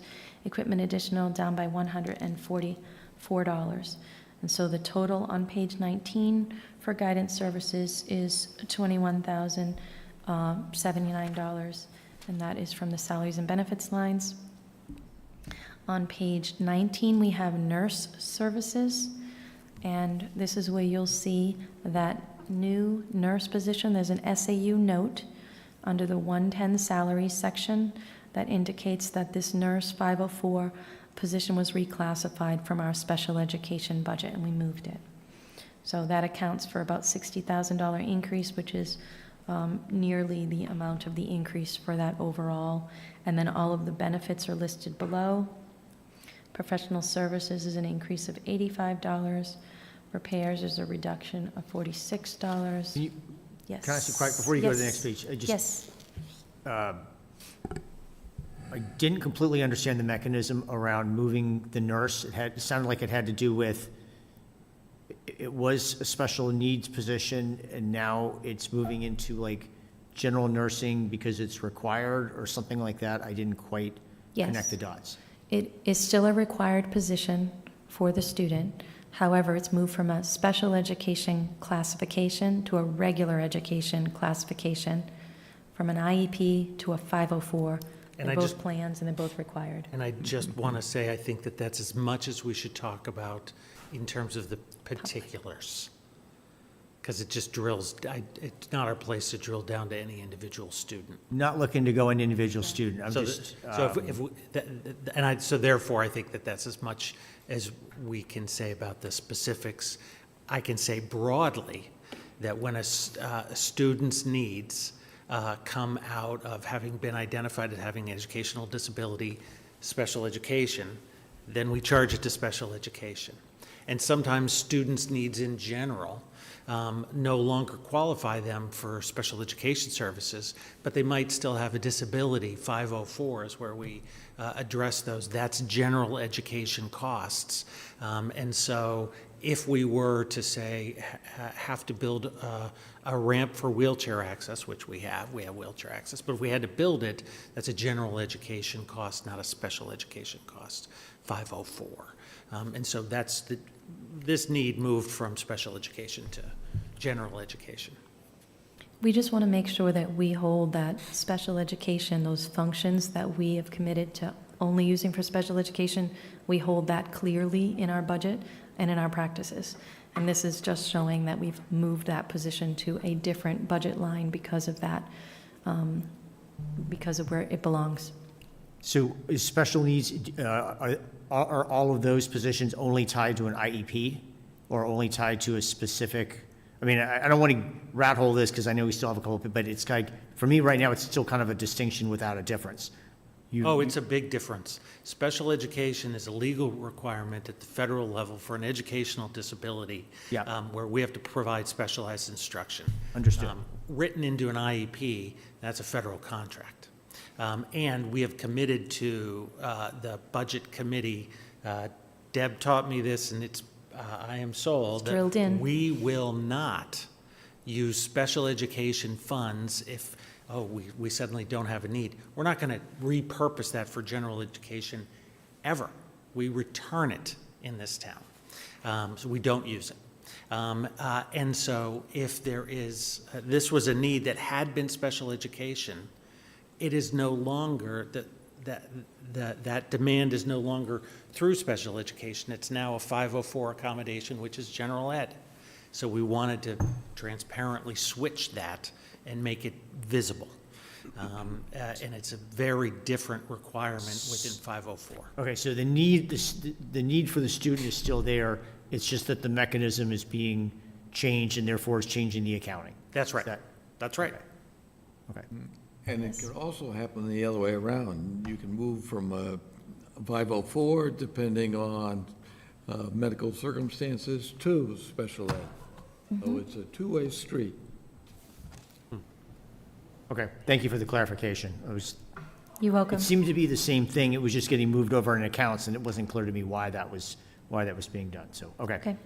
All right, keep going. I think you were going to the next page, Yeah, I think we are moving to page 20. 20, yes. And we have And like so- 32 pages, by the way, just so everybody knows. What page are you on? I'm sorry. So, no, we have about 32 I pages thought we were going, to I get thought we through were doing the tonight. whole thing tonight, 202. No.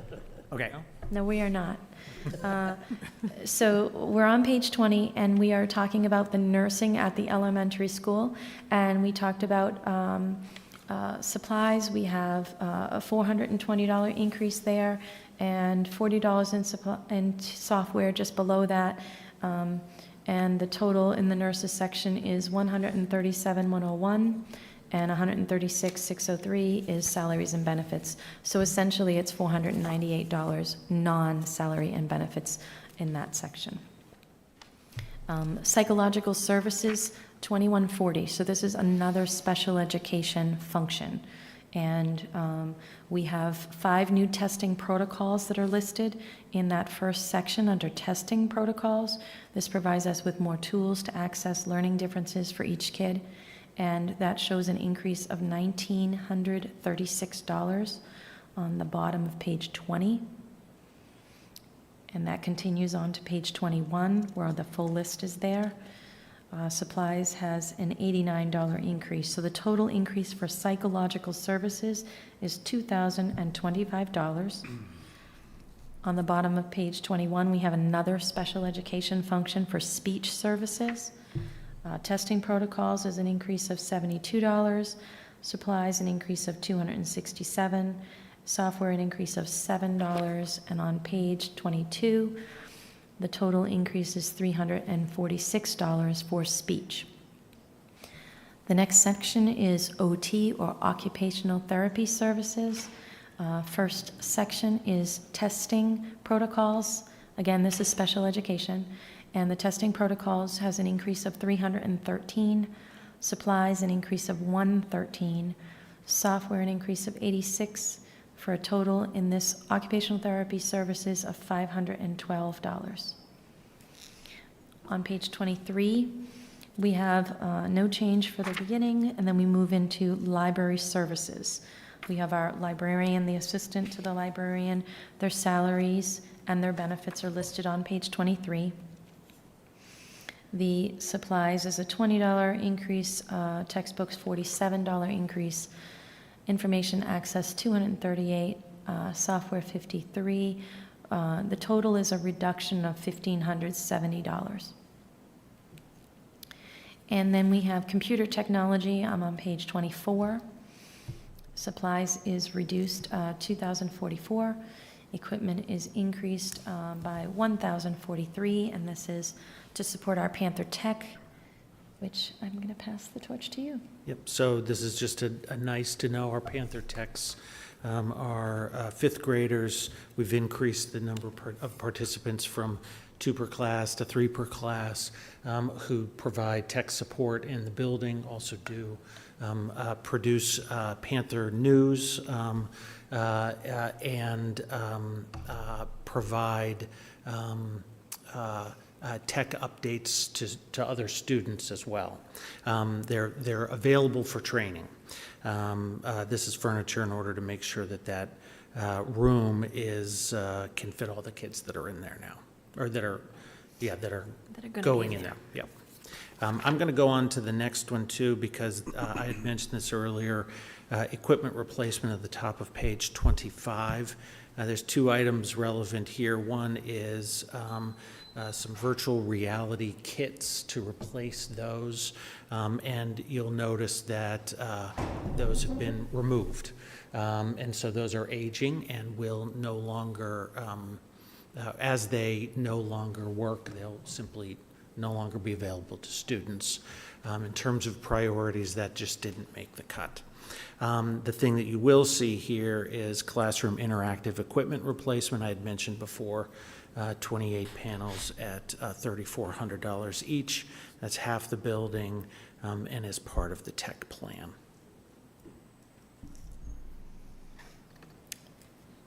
Okay. On page 25, we have school administration. This is where we budget our administration and our secretaries to run the main office there at the elementary school. And then all of the benefits associated with those positions are listed just below that on page 25. And on page 26, we have the budgeted lines for the operations there in the school.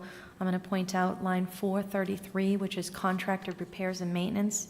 This is the budget line where we budget for our print services, for our copiers and our printers. And you will notice that there's a significant increase at $5,865. We are aligning with what we're actually seeing for expenditures. So if you look in that section under 24, actual expenditures, we did spend $18,993. And so the budget that we're requesting for that is $19,000 to align with what we're really seeing. And we are working hard to try to reduce those costs as we modify our printing processes and mechanisms and centralizing printing and such, which we expect the budget to come back down, but we needed to adjust to align with what we're actually seeing for expenses. We do have a new, on line 532, we have a new line for cellular data service for devices to run dismissal program outside of the building. We do run a dismissal program at the elementary school, and we use the iPads for that, and being outside the building, they need a service to be able to provide that cellular data service to be able to use those systems. We have in the past used our emergency iPads, which was a different budget line that I'm going to point out later. This is a move because we're changing the way we're doing that. So we're reducing costs there and moving that expense here so that they can continue to do what they've been doing using the iPads outside the building. On the bottom of page 26, we have travel and mileage listed there as a reduction. And then on to page 27, there are some small changes. There is a furniture replacement line, 737. This is to replace the reception furniture in the main office. That furniture is 23 years old. It has wood splitting in it. It's catching on things. We've gotten all the life we're going to get out of that. And this particular item made it through all of the review process and didn't get cut because it is something that we do need. Just going to note one thing. We said main office, it's actually the sorry. reception area where you first walk in. So Yes. anyone who's on the tour, when you first walk in, there's some very old chairs there. It's where new parents first sit down. And this would be to replace those chairs, tables, and benches so that the first entrance into the school is a little tidier than it is now. That item is $5,085, and so that accounts for some of those increases between the contracted repair and that furniture. It's about a $10,000 increase there. That's not salaries and benefits. Quick question. Yes. On the contracted repair services, you have service agreements on the copiers? We do. Do we compare and contrast that to a time and material? Typically, companies make out better on service contracts than they do time and material. Do we ever track to see which would be more advantageous to the school district? So the way that we contract is we contract for a particular amount of print services, and then they charge us overage beyond that. So what we do is we review our actual usage against our contracted base on a regular basis. We're also monitoring print services at every school and usage right now because we're making so many changes to try to consolidate into shared equipment locations to try to reduce costs. So these new leased machines that we have lower costs per black and white print, copy print. So that's basically what we're doing at this point. Okay, so just, it's paper per use, basically, based on what It we... is. And part of our contract allows for the ink that we get, so they provide that ink for replacement. We just have to pay for the shipping for that. So we've done a lot of review of our copier usage, our printers. I've been working with our director of technology, who's back there smirking, I'm sure, on trying to find the best ways to reduce our cost in printing, because it is something that's manageable. Just as you said, reviewing your time and usage, and there's a lot that we can look at with the data to try to figure out trends and trying to reduce costs. Question. Common contract across all three of the schools? It is, So all just the one whole vendor? district, yes. Okay, thank you. On the bottom of page 27, we have, this is where we budget our team leaders. So these are our teacher leaders in our buildings, and we have stipends associated with that. There's no cost associated with it, and the benefits are just below that as well. No cost increase, I should say, no cost increase. On page 28, we get into our facilities department. So this is building services. You'll see our custodial positions and all of their benefits associated with those positions on page 28. We have our water line, which is listed there as 411. You can see we use Pennachuck Water, and it's based on estimations we have with our usage and looking at trends. Same thing with our septic, we do the same. On the top of page 29, we do have a contract for our disposal, and that contract, we've been notified, is going to have a 5% increase, and so we've budgeted that increase accordingly. We do share that contract with the town, so we work together to collaborate on that to try to get the best rate we can for the group. On page 29, we also have repairs and maintenance. So the way that we budget for repairs and maintenance for our general repairs is we budget by the square foot, and there's a standard that we use, which is so many cents per square foot, and every year we adjust that up by 1 cent. So the square footage of 127,296 times the 37 cents per square foot is equivalent to about $46,000. We budget the half of that here, and we budget the other half of that $46,000 in our non-instructional equipment line, which is, I'm going to show that to you when we get there, which is in a later function. And this is to make sure that we're budgeting where we anticipate the costs could be, but we have to transfer sometimes between these lines depending on which types of maintenance we have to do and repair we have to do in that particular year. Just below that, we have boiler repair. So there is a new line that's listed here. This is a recommissioning of our mechanical systems. Our Director of Facilities, Brian Sands, has done a lot of work with evaluating where our systems are in our district. And one of the things that he has recommended, highly recommended to us, is that we do a full commissioning of our mechanical systems at the elementary school. Chip's mentioned it's our oldest building. It's an important area that we need to do. And commissioning, just as a general explanation, it's a thorough review of all of our HVACR, which is heating, ventilation, air conditioning, and refrigeration systems and controls in our buildings. And it corrects our operations to ensure that our systems are operating as designed and at peak efficiency. And then we also receive, through this recommissioning process, we receive recommendations on where we might need to plan for as we forecast big cost items, and how we can proceed with components that are beginning to reach their end of life. And so, and I'm quoting from our Director of Facilities recommendation. I'm just going to mention one thing here, which is I don't think we have any preschool parents at the table right now, but if you've been following closely in the last week and a half, we had preschool, the 5 heating elements on the top of our building, where the other half is preschool, the heat exchange element failed on all 5. And while we do routine maintenance, we don't get into the equipment to the level to have seen that. And so the failure was our alert that we had a problem.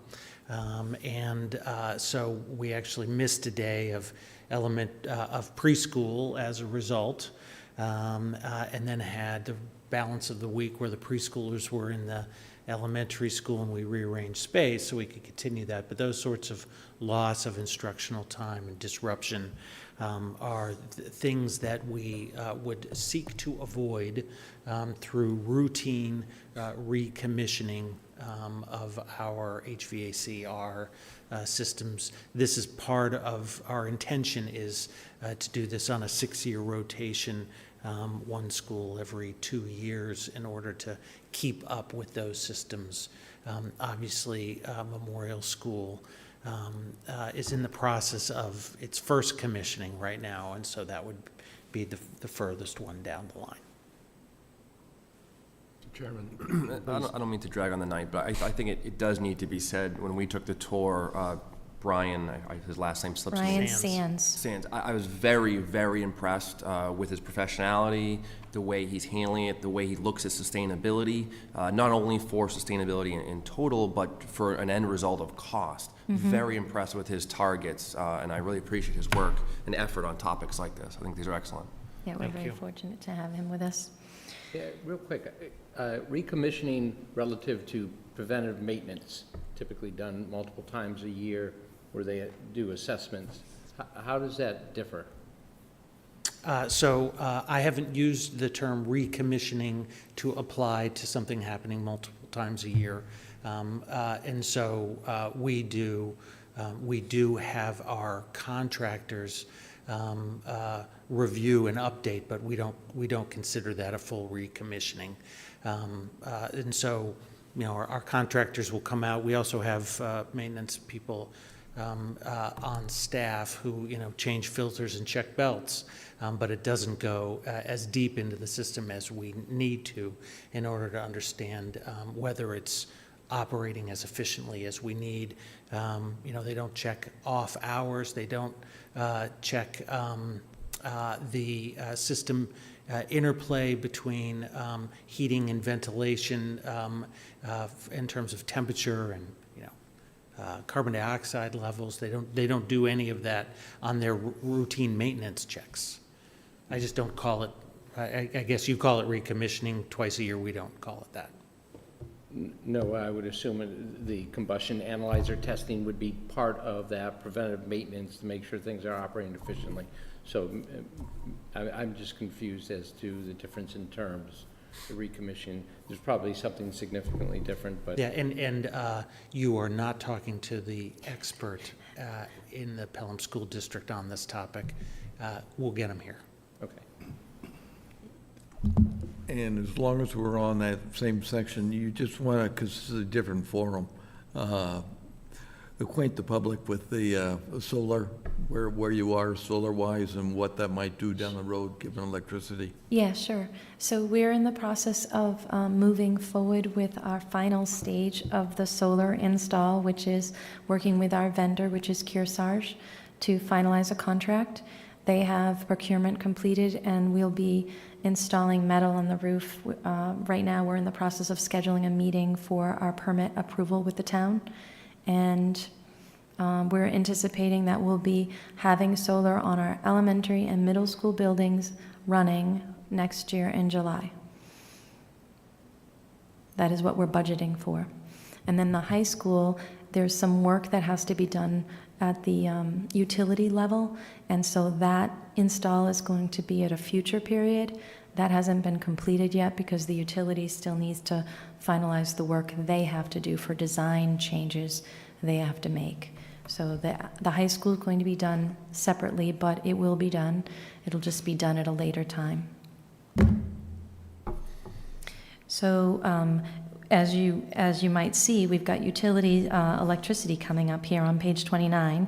What we do with electricity is we have two different pieces. One is we estimate the amount of kilowatts, and the other is we estimate the pricing. And sometimes we have contracts that go into future years, and sometimes we do not, and we have to look at the forward market.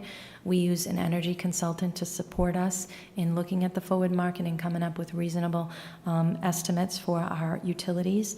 We did go out and look at the cost, the anticipated cost for supply through solar and the anticipated cost through the grid, and you'll see those noted here on how many kilowatts we anticipate we'll have provided through the solar system at the elementary school, the solar panels, and the cost associated with that per kilowatt and what we're estimating for the grid.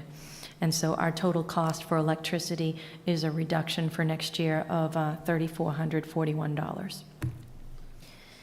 Just below, any questions on that with the solar? I'm going to try to do it this way going forward from budget to budget so we can see what we actually end up getting, but this is what we're planning for solar for supply. Yeah. So a quick question, if I understand correctly, the school district has its own community power, if you would, a contract, correct? So we have a supply contract for electricity currently, yes. And not through Liberty though, right? It is not through Liberty, it's through Constellation. Gotcha. And so is that contract still held up even when you have solar? Does the solar contract and your grid and community power contract play well together? Yes, so what we do is we go out to bid for the portion that we anticipate we'll need from the supply from the grid. And so we use that as our buying power and look at the best rate we can achieve for that piece of the electricity supply. Brett, I just need to interrupt because Deb wouldn't say that. That is only, wouldn't say this, that is only the case that that they play well together.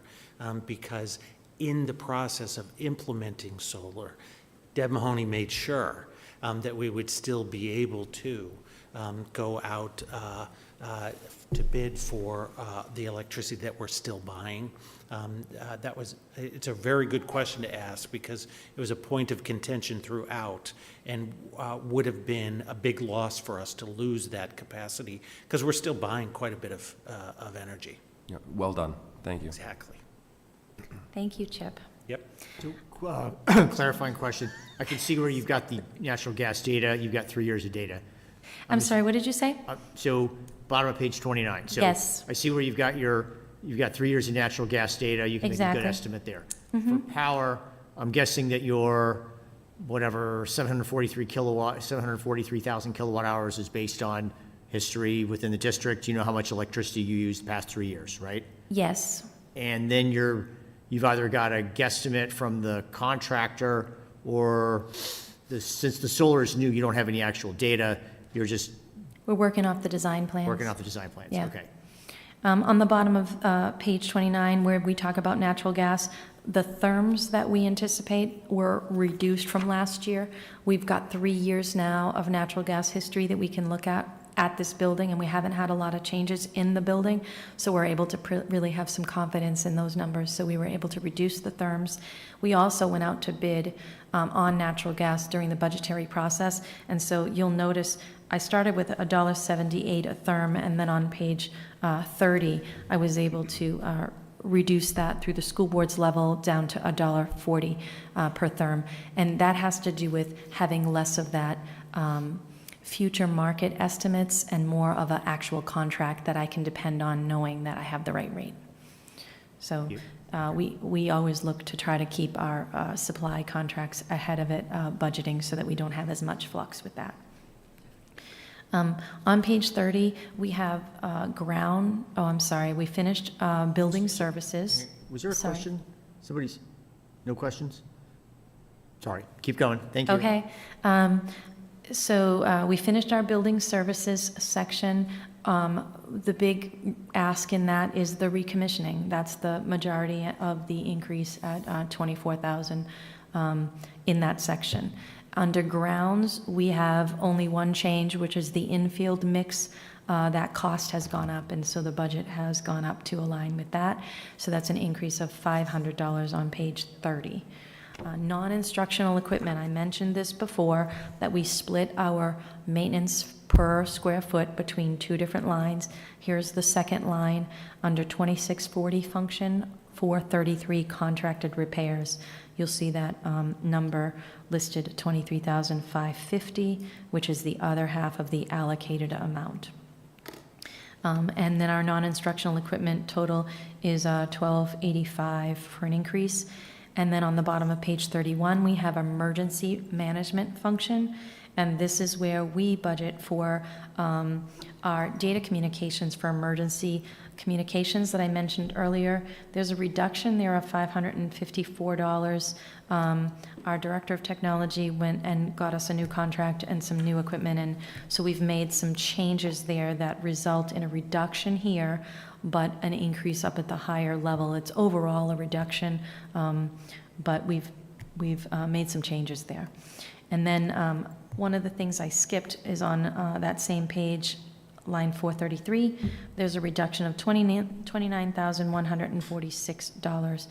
There's no budget request for this year, but in the prior year, we did do some emergency planning expenses at the end of the year, and those were upgrades at the end of the year. It's not something that we need for this year, and so we have a zero budget.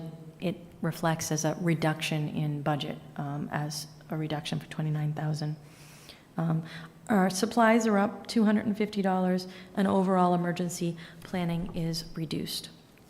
On page 32, we also have last year purchase of $60,000 that is not asked for again, and that is for our elementary school parking lot. We had a budget that we used to do our patches and repairs of the parking lot rather than replacing and repairing the entire thing. We just filled the cracks and repaired what needed to be repaired. And so that is why you're seeing a $60,000 reduction there. The bottom of page 32 reflects the increase for the elementary school of $640,174. So if I just can remind this committee, Deb puts on her hat here because she's trying to put together a budget year in the school department is July 1 of 25 through June 30th of 26. So that's almost, ultimately a year and a half out. Mm-hmm. We start this process in May as well, Yeah. and we present to the board as early as August. So we are definitely early in the process, but this is how we have to do it in order to meet our timelines and make sure that we're here on time. Questions? I know we were doing questions along the way. It's all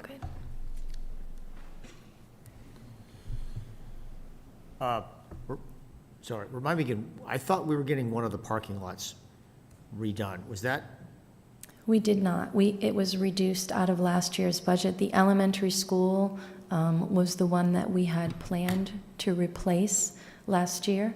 Our director of facilities, along with some contractors, took a looked at the substrate, and we determined that we could repair the cracks and buy additional time before we needed to make that change. And we do have it in our capital improvement plan with the town as a future budget. So you will see it. It does need to be done. It's just not yet. We bought some time. Okay.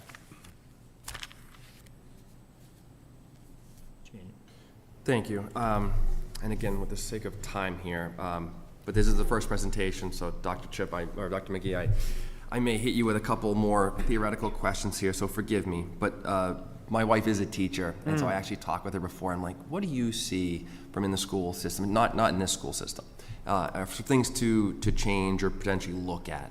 And she was in the professional industry before that. So I lay you on some questions here. I go through a lot of these items and I see, some of the line items you spend almost the entire budget and to your level funding them. On this piece of paper, that makes sense to me. But can you give me maybe one or two examples of how do you confirm that what was actually spent was necessary? And I ask this question from a place of, she tells me some things, that things just need to be spent so that budget gets kind of spent and it shows up in front of us there and you level fund it. Do you look into some of these line items to see, was that spending, even though the whole budget was spent, useful or efficiently? Yeah, so I have spent time in really big systems, New York City, large regional systems. I was in Methuen, and being in a relatively small system here in Pelham, it's clear to me there's just not that room here. The approval process involves human beings that we know, and so I'm very comfortable that there is no sense of spend it or you don't keep it because of the way Deb and her team manages approvals. The other is that we have, well, we're talking about it at the elementary school tonight, but Principal Van Vranken back here is in the same way knows what material, knows her inventory in a way, and there were a couple areas, I think it was STEAM. If you'll notice, STEAM, through no prompting at the district level, said we would like to request half as much as we have in previous years because our materials are stocked. And so I feel great confidence that none of that, what you're describing, which might be true in other places, is true here. Yeah, I don't mean to say you are. I just wanted to ask some of these tougher questions. Just to get Totally your reasonable response. question. And I guess the last one I'll leave you with, I have a few others, maybe I'll just ask you later on for my own understanding. But do you have a feedback program? I think this was hit on as well earlier from the teachers, because it sounds like from what I hear sometimes, and not in this district, you know, decisions can be made about changing software or changing programs. But are the teachers asked, or do they have any feedback, or do you have any circular information with them on their ideas about new programming and stuff like that? We do. Ken, you brought up before, asking about 360s. We participate, our administrative team participates in 360 evaluations. And we use a across the district survey having to do with the strength of our team. It's actually one of our goals at the board level, that culture of belonging. It's how we measure our progress there. Those are primary sources of feedback. I'm going to be clear about something else, though, which is, as a budget committee, our capacity, for example, to use only Chromebooks creates an enormous financial efficiency and improved security that there really isn't going to be a discussion about what platform we're using for student-created materials. We are using Chrome and Google because being all on the same platform is really important. The other, I'll give an example of I'm going to use the reading program. I could use math as well, but I'll use the reading program. We use a program, happens to be called, the brand name is Wonders. But being all on the same page in terms of high quality instructional materials, the ones that are demonstrated as most effective, that is not something that is to be deferred to everyone chooses how to teach reading, because there are very effective ways to do it, and we're committed here to teaching in those effective ways. So we might have people who say, well, I don't like what they picked here, but we have a system of making that decision so it's the most effective ones. All of that said, the best and most important thing that we can do here is hire great teachers, the more we hire and retain excellent teachers, the more all of these things take care of themselves, because excellent teachers recognize excellent education and see what these quality programs can provide. So You hit a topic I feel strongly about there. And again, I don't mean any disrespect. There's no underlying goals here. I just want to ask the tough questions, so I feel like I'm doing my job here, but you generally have an ally in me, so thank you for that. Yep. What is our, what is our turnover rate right now?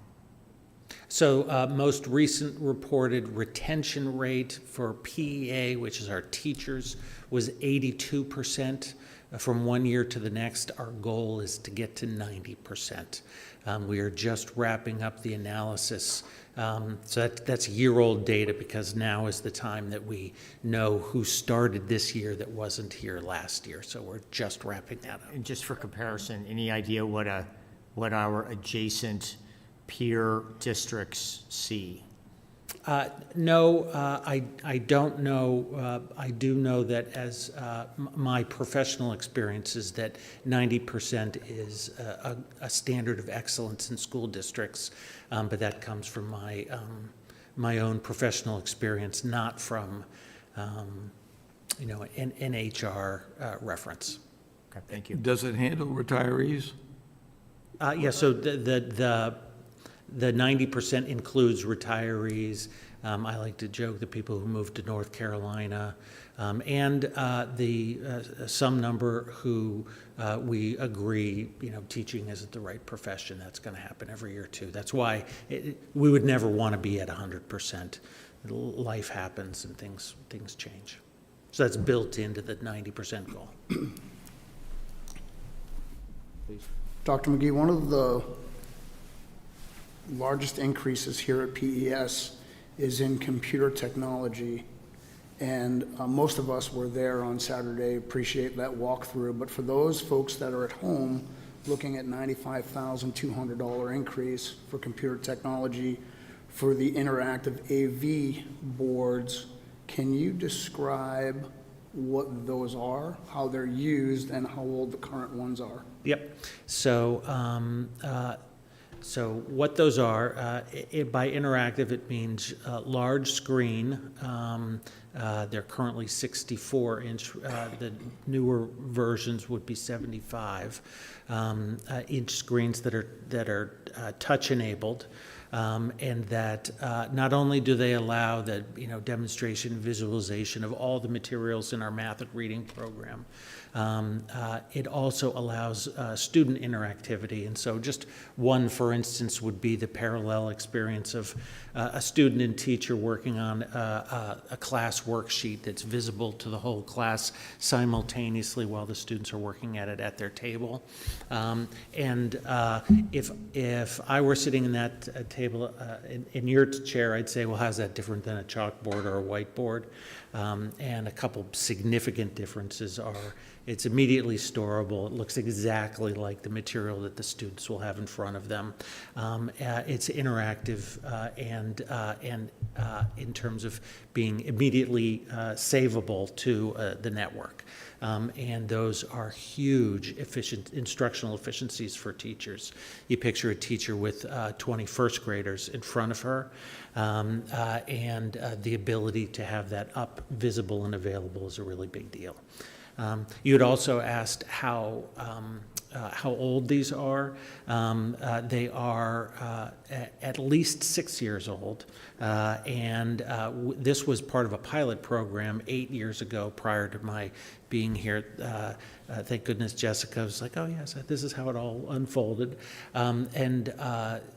So we had 4 or 8 of them are 8 years old. These are not, I asked that the Budget Committee not picture them as TVs, because they're not. They're touchscreen interactive. And they also have the computer guts inside of them. What they are is large screen computers that with touch screens. And so they're able to operate themselves without taking the teacher's computer out of the teacher's hands, who may be taking their own notes on student performance, or may have data on there that shouldn't be projected. And so they're really computers out in front of the room. The way to think of it for me is that an 8-year-old computer, a 6-year-old computer is a struggle. And an 8-year-old computer really struggles connecting, running the software that we have nowadays, and maintaining, I was talking about the Google Apps for Education previously, being able to do all the tools that are there. 2 more questions. Sorry, go ahead, Mr. Sherman. No, just a further clarification. Do they have cameras? Or could you put a camera on? Yeah, I don't know that. Do they have cameras? Yes, they have cameras. I just didn't know. Go ahead. 2 more. Are you going on beyond the screens? Are you going beyond the screens now? I'm staying on the screens. Okay. I have 2 more questions. I'll ask one at a time. How often do you rotate your Chromebooks? So they are on a 4-year rotation. So So a student Chromebook gets updated every 4 years. the interactive boards are at least twice as old as the Chromebooks. Not at least twice. They are up to twice. They're scheduled to be replaced at 6. Some are actually 7 and 8. Okay, so they're overdue. They're due. They're slow performing. They are slow performing. The older ones are rough for classroom teachers right now. My next question, some of us have never seen those. I have never seen them. Some of us have looked them up. Can you tell us what the difference is between buying an interactive board on, say, Amazon versus what you're using in the classroom in terms of compute or power? Yeah, so I'm going to ask that we just defer that until the tech presentation, so that I can give you, that's a great question, and I know the whole Budget Committee is going to be interested in this area, so I'd like to answer Thank it you. then. I have a question. I asked this during the walkthrough, but just to put it, are there any metrics that are used since we've had these put in place on how they have improved academic performance by the students? Yeah, so I'm going to risk candor here, and the answer to that is no, because I also haven't put a metric on the effectiveness of the network switches that we needed to spend $200,000 on last year, or a metric on the round tables in the lunchroom. This is something necessary at this stage for the function, particularly of elementary classrooms. Are any neighboring communities using these boards? Are you aware? Yes, broadly. Specific? Give me Like Wyndham, specifics. for example, uses these boards, as one example. Okay. So it's anecdotal, so updating these, and the cost, what is the annual cost to, do we have service contracts on these? So my understanding is that we provide the service. I don't think we have service contracts. No. So what is the total investment over, if these needs to be replaced, and it's just 50% of what's at the elementary school, correct?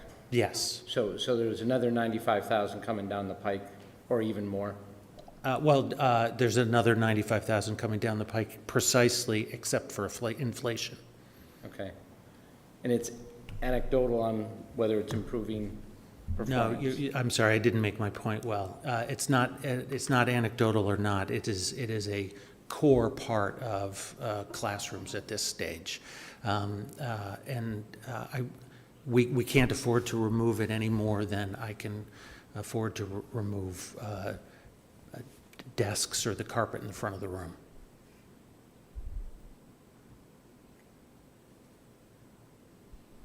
I think it was 28 units this year, right? 28. 28. So 3,400 each. And they're like 3,400 each, and they're 65-inch or so, 70 inches. 75, I think, yeah, 75. I may just offer a comment on the interactive technology as well. The board had asked administration to go back. This was a pretty clear direction to come back to us with other alternatives that could potentially be used in the classrooms. And that information is currently being sought and will come before the board, and I imagine, if not during a budget committee meeting, then by reconsideration. Can you elaborate on that?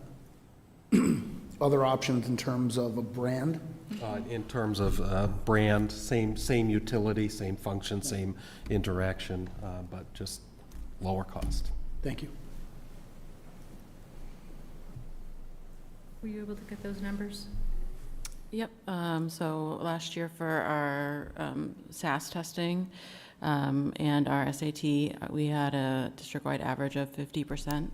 And to put that in perspective, the state average is 53%. Sorry, I lost our context. Was that an achievement rate? What are we? Yeah, she had requested last year's ELA results of percent proficient on statewide testing, which is grades 3 through 8, and then the SAT in grade 11. So the three through eighth grade was 50%. 3 through 8 and 11 was 50%. With, compared to a statewide average of 53. Yeah.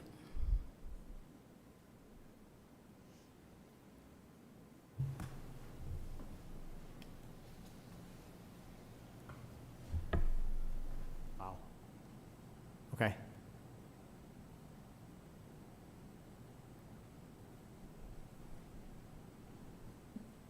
Any other questions? Silence. All right. Any other questions? Next week, I think we got the middle school and the high school, or are we just doing No, we do both. middle school? Yep.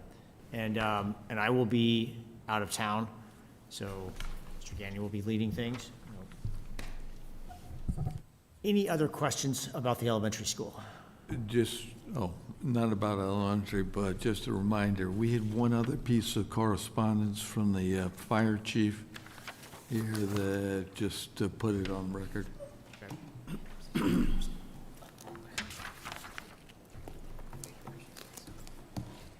right, we'll go through that in a minute. Otherwise, if you have no more questions, I suggest that we let our guests go home for the evening. We can wrap things up, and we will see everybody's smiley face next week, again, except for me. I will be out, but I think we got a plan. Thank you very much, ladies and gentlemen. Thank you, folks. Thank you. All right. Mr. Sherman, just so I clarification, I believe that email was sent to the entire budget committee, correct? Okay, all right. What is, All right. Halloween is the 31st, on Tuesday.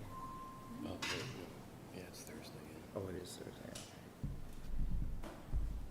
Losing body heat, No, we don't have one scheduled. losing body heat, people leaving. Just something to add into the minutes, it looks like, regarding, Looked like a response to previous questions, I believe. yeah, I'm not requesting additional full-time staffing.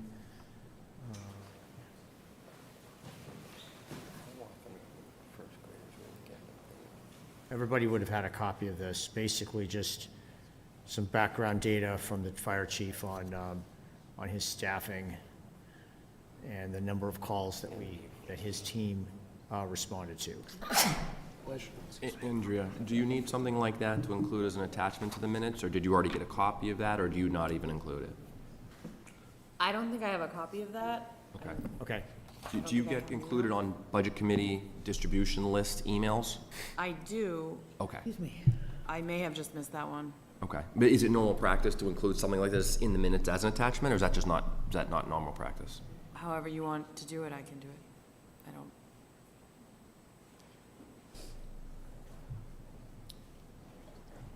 Leave it to I don't think it needs to go into the minutes. I think it's just background information to better understand how, as we're evaluating his budget.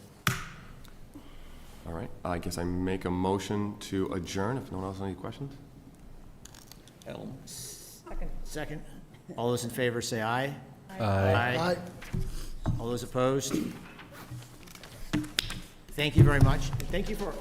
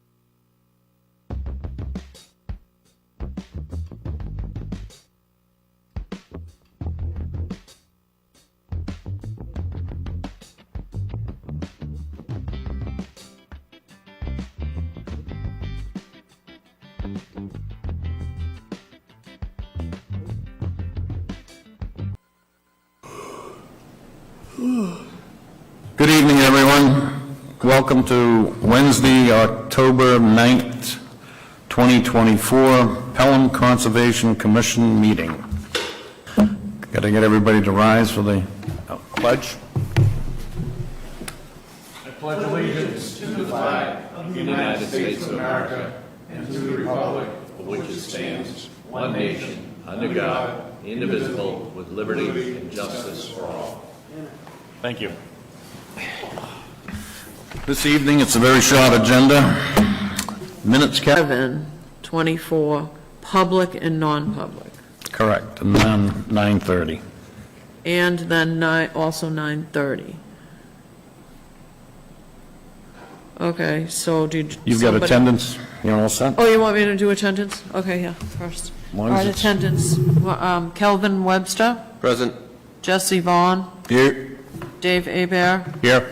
Mike Gendro, Here. Al Stewart, Here. Paul Gagnon, Here. Ken Stanvic, Here. Karen McKay here, Karen Cuban absent. All set. 2, Okay. 4, 6. Now, Seeing none, could I have a motion to, which one would you want to pick first? 9/11/24 public minutes. 9/11/24. I make a motion for the 9/11 public minutes to Approved, be approved. I'll second. okay? Mike? All those in favor? Aye. Aye. Opposed? Abstained? Aye, too. Okay. Next, Now, 9/11/24 non-public minutes? which are sealed, correct? Yes, they're not. Okay. They're not I'll make a motion to approve the minutes. Of the special meeting. Yeah, Calvin wasn't here on that one, so that'll be a 6 something, or unless people decide they don't want. We can make Jesse member for the minute because he was there. Okay. Okay, any discussion? Motion? I make a motion to approve the 9:30 public minutes. I'll second. Mike? Okay. All those in favor? Aye. Opposed? Abstained? Aye. Say anything. No, So you you can can question, comment, you you just can can't vote. discuss, Gotcha. you can make recommendations, but you can't vote. Okay. Can I just say, we won't be voting on this tonight. No. This, Well, I don't know. the- All we need is a motion. I'm telling you, I've got pages of stuff here. Okay, all right. The next item on the agenda is a discussion. What we're trying to do is develop some standards, creating a bylaws for the conservation. Dave Abear, anybody want to start off by discussing Article 1, Section 1? Article 1, Section 2. Excuse me? Yes, sir. Okay. Can we go back to the beginning, I guess, the preamble, if you will? Okay. Did we accept Robert's Rules of Order formally? I know we had some slight discussions about it, but I don't recall, I might have been sleeping. Did we accept those formally? I believe they've always been part of it, but I don't think we've ever made a motion to accept Robert's rules. Okay, so, till we do, I... Mark up this, Okay. and I'm going to take notes. The more things that I can look at, the better. Okay, anything else, Ken? Not on that one. Okay. Article 1, Section 1. So, Question is Robert's rules required? okay. So, Section 1, we've got, Yep. will consist of 3, not fewer than 3, not more than 7 members. Yep. And then we also have space for 3 alternates. Why go to another place There to talk is about it? no reason how it was set up as this way. I'm just questioning whether we can move it to the... Is this, were you working on this, Dave? Yes, I helped work on it. Did you find this with another town and Yeah, there then were- kind of modify yep, it there were for other us? So towns, that's yes. why it's kind of in the order that it's in, or Yep, whatever, correct, right? So absolutely. we We're can, tailoring it to whatever we want. right, we can change the order of some of this stuff. You It can doesn't do whatever you matter. want, you're the board. This right here is just, A basic, like, draft. outline-ish thing. Correct. Okay. These are all the things that are defined in the RSA 36A, whether to bring it back to section 1 or not. Anything else on 1? Okay. Section 2. I have a comment, Mr. Yes, Chair. sir. I think it should say somewhere in there that there's a maximum of 3-year term. It talks about the initial terms of the commission members first appointed commission shall be staggered. It doesn't say how long the terms are. So Section 3, I believe, talks about 3 years. Well, that's talking about alternates. A conservation commission may have alternate members for, or to serve a completed 3-year appointment. Correct. It doesn't say that the maximum term for a member is 3 years. No, that's why I Maybe said. we don't want Do you that. want to put it in there? I would put it in section 2. Oh, it is, it's by law, it's 3 years. Okay, okay. So I'd put it in Yes. section 2, just say that Okay. the initial, you know, that something to the effect of the Conservation Commission members' terms will be 3 years, and the initial terms shall be staggered. I'm not sure we even need initial terms, 1 year or 2 years. It shouldn't all be 3 Well, years from Len, now I on. disagree. Somebody could be appointed 1 year if they're filling in. No, Supposed that's to be already staggered. covered. In That's order to be already- staggered, if you staggered it in the beginning, they would all be the same terms from then on. But I recall that I thought I was appointed for 1 year because I took the position of Yes, somebody you else. took the position of someone else, so you So filled their term, and it already For says that. 1 year. But they only had 1 year left Yeah, to but fill. that was, Right.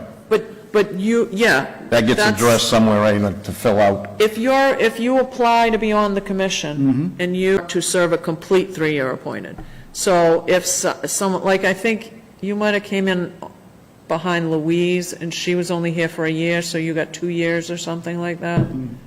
Because you were finishing her term? That's section 5. okay. All full-year term, all full terms are Well, 3 there's not, years. section 2 says, "The initial terms of the Conservation Commission members first appointed to the commission." That means when the commission is first formed. There's 30 already a commission here, years or something like that.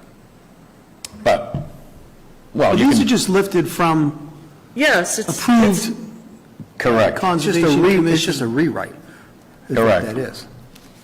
Well, so do you not, you want to keep the initial terms of the Conservation Commission? I think Paul's right, we have to say that your appointments are for 3 years. and all You want to subsequent leave the ones will be staggered so- in, fine. So in the time with when the conservation was formed, right? Day one, Yeah. square one. Day one. There was never a 1 year or a 2 year, it's always been 3 year. No, When it was originally started, by law, the requirement is to stagger. The So composition. there Like was we a did with the Trails 1 year, Committee. a Understood. 2-year, and a memory. I understand that. Okay. yeah, but That now, was the intent. we already have a board, so it's, you know what I mean? So the 1 and 2 year Never will happen again. never will happen again, okay. However, you have the opportunity to make 1 year, just like Ken, because somebody vacates. We Yes, still That need gets to covered. have that in there. Right. You need to finish terms equally. that's just to keep on the schedule. Correct. The only purpose of it is to keep on Understood. that Yep. staggered Still, schedule. it still should be written up in here so that we Yeah, I understand. think it is, that's what I think it is. Vacancy, Too, so that it just says that, you know, you're not appointing somebody for a 10-year term. no. In the reference, the RSA 6735, I just pulled up, it states it kind of nicely here, if we just wanted to use this. The first sentence is, "The term of an elected or appointed local land use board member shall be 3 years. The initial terms of the members first appointed or elected to any local land boards should be staggered, so that no more than 3 appointments or elections occur annually in the case of a 7 or 9-member board." Yeah, No see- more than 2 See, the appointments. most important thing is making sure everything is staggered. Yeah. Technically, we're not starting the board, so you can decide to take it out if you'd like. Section 2 and Section 4? It's something to consider, we're not voting tonight. No, section 4 is members of Conservation No, Commission I'm- may serve on municipal, No, We're talking about two. forget what I said, Karen. Oh, I'm sorry. Section 2. sorry, section 2. So Section 2, do we want section 2 to just say that maximum of 3 years. commission members shall be Well- appointed for terms of 3 years or something like that. 3 years, and it should be staggered. Exists, Okay. so that way we're not inventing anything. Just take it right off the RSA. And you said that was RSA 673:5, Jesse? 673-5, 2 and Yeah. 3. So let's just copy that, because Okay. it'll include the language about 3 years. Okay. We're done. All right. Section 3. These are the Conservation Commission. May have alternates. So we need to specify you can only have 3 alternates, because you can only have 10, the maximum amount of people we can have on this board is 10. Section 4. May also serve on municipal boards, provided such multiple memberships do not result in 2 commission members being on planning. That's what I thought. So it limits it to 1 on the planning board.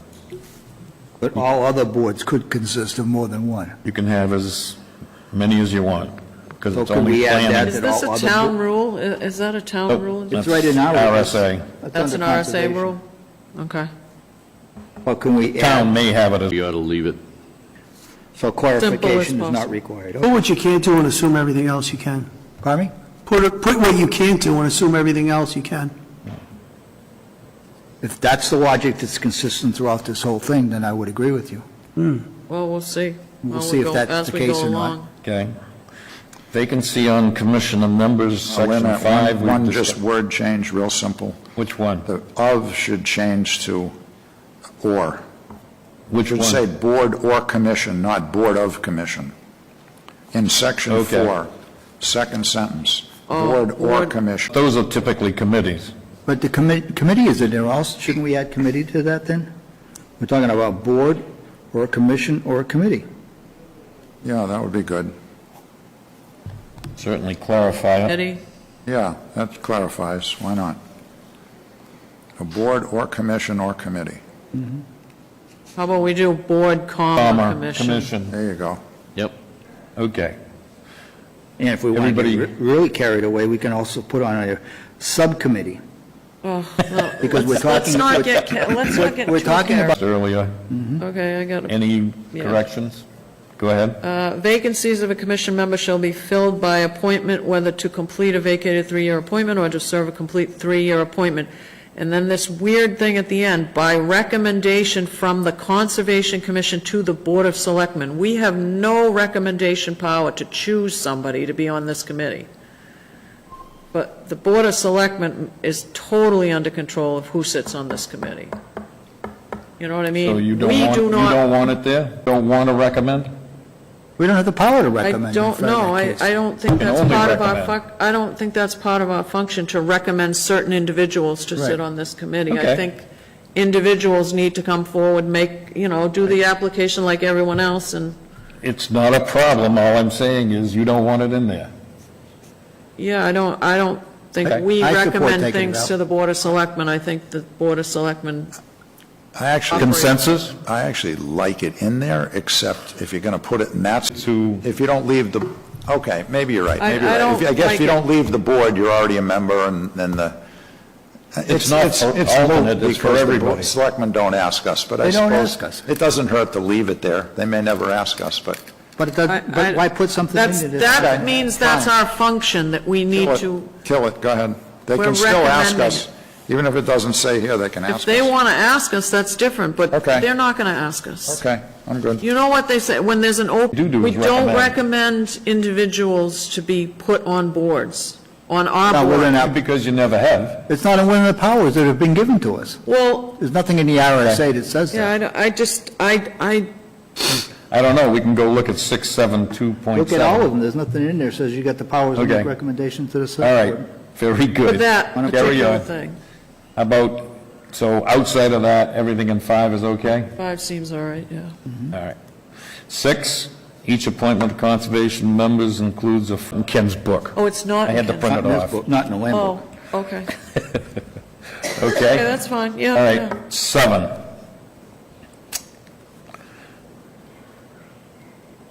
Town clerk shall record, I mean, it's the law. Yeah, right, and that, There's and not we much. don't have any function to that either, so that's not our function. Section 8, majority of the membership of conservation shall constitute a quorum necessary in order to transact business at the meeting of, sitting in place of regular Conservation Commission members. If I appoint them to Yes. be voting, then they constitute part of If the it majority. needs the word also, a quorum shall also include alternates sitting in place of regular members. I don't know, during a member's absence or something like that? I don't know. What would you like to have it better understood as saying? It's, the last sentence sounds like alternates are going to sit in place of regular members. That's the way that sentence are reads. if We- members need to be present. Right. In We order have- to transact business, you need more people in favor of it than against it. We have So with 7 members, that's 4. 7 members and 3 alternates, so total it's 10, but you only need 4 to have a quorum because it's 7 is the members. Yeah, okay. So even if, I think we had a storm a couple of years ago, only 4 of us showed up, and we were sitting there like, cross our fingers that the 4th person was going to walk through the door, otherwise we're going to have to cancel the meeting. Quorum shall include alternates sitting in place of absent regular Conservation Commission members. Oh, I just got rid of the word regular, just No, absent. absent. Oh, yeah, you could, Absent yeah. conservation You members. don't need regular, absent Conservation After Commission members. duly appointed. Good. But anyhow. Good, done. Yeah, all the rest is 9. fine. It seems fine. That's a good one. Whenever a regular member of conservation is absent, or whenever a regular member is disqualifying him or herself, the chairman shall designate an alternate. Chairman, does that still stay in before, or is that? Oh, you used to say the, Last one. yeah, You like, need to alternate alternates. what, you mean like the person who is the most recent Yeah, alternate? it talked If about. you had him last time, Oh, you mean go back and he's forth not going between to be them? in there, or she's not going to be in there this time. Oh. If you have more than one alternate, you need Okay. to alternate the alternates. Oh, should we have that in, should we have that Well, written? that's basically my question. The point is, there was already some wording that was around in terms of how that alternate got selected. You need to go to the end of the line. That's what it does, it rotates them. No, what it But is basically, is that the law, or is that just the way you want to do it? Well, Like, it's fine that's- either way. I think there ought to be some sort of a process, because, when I was thinking about it, it was like, if we get somebody that shows up for every meeting as an alternate. Last, The chairman designates an alternate if one is present to act in the absent member's place. Okay, that's all it so that says. must be a local issue. then. Okay, Yeah, so. there's nothing how- in it that says how you go about doing it. It's just the Okay, chairman. so It's up to maybe the we chairman. don't put, No. okay, so maybe we don't put anything in there, because otherwise then the next chair, like the next chairman would They have to wanna do do it the way something different. you're right, the way you're doing it, and somebody else I wouldn't might, want to limit them. right. Or if you're not here and Mike has to sit there and then he has to do it the way you maybe he, Was here, or, well, like, do that. like, are we, no, but I mean, are we gonna go before we have a meeting, say, okay, this person was here 6 out of the last 9 months, this one Well, was 7? we're doing something similar to that when I read about how we're going to enforce people who don't show up or are members. You 3 read, times, you don't call, we tell the selectmen. So we recommend to the selectmen. Right, but is that just a suggestion, or is that something we have to do? No, I believe it's related to an RSA. We'll get, have shown and demonstrated consistent participation. I don't think I'd want to put favoritism in here. It's not favoritism, it's saying if a person shows up on a regular basis as an alternate, then they should take preference over someone who shows up once in a blue moon. What if they've both been here at the same amount of time? Then it's an even draw. Then it's up to the discretion. But if there's a difference that you can look at and it's legitimate, this person's here every doggone meeting, contributes every meeting, Okay. participates, Well, they ought to have a solve it. But I'm saying it's realistic, it happens, okay? So, Well, but okay? if So why can't we just say that preference shall be given to those alternates who are regular attendees and participate? What's wrong with that? It's not preference, it's not saying you got to do it that way, but it's recommending that you do. I think it's overreach, but anyhow. I think the chairman can just decide. I mean, I'm with CBA, and I hear their consistent. And all I'm saying is this is one of well, those. why don't we look at their, can we put in what the board is doing and try to Take a look at it and see what it says. Okay. if there's another, if there's a, they have bylaws, and do the appointments in a similar fashion as their. Yeah. Is that all right, Ken? Let's just I look works for in. me. Take a look at This it. is a. All right. Because I think Al wants to go into non-public, right? I do. Do you want to go? Let's finish Article 2. Okay, let's just, all right, let's do. Section All right, so what 10. are we doing? We're going to look into that. And check the ZBA check for other- recommendation. check Be other- Consistent. Check other. Other boards. Other bylaws. Commission members and alternates who are unable need to call the chairman or vice chairman. Yes. And in the second sentence, the word meeting should be meetings.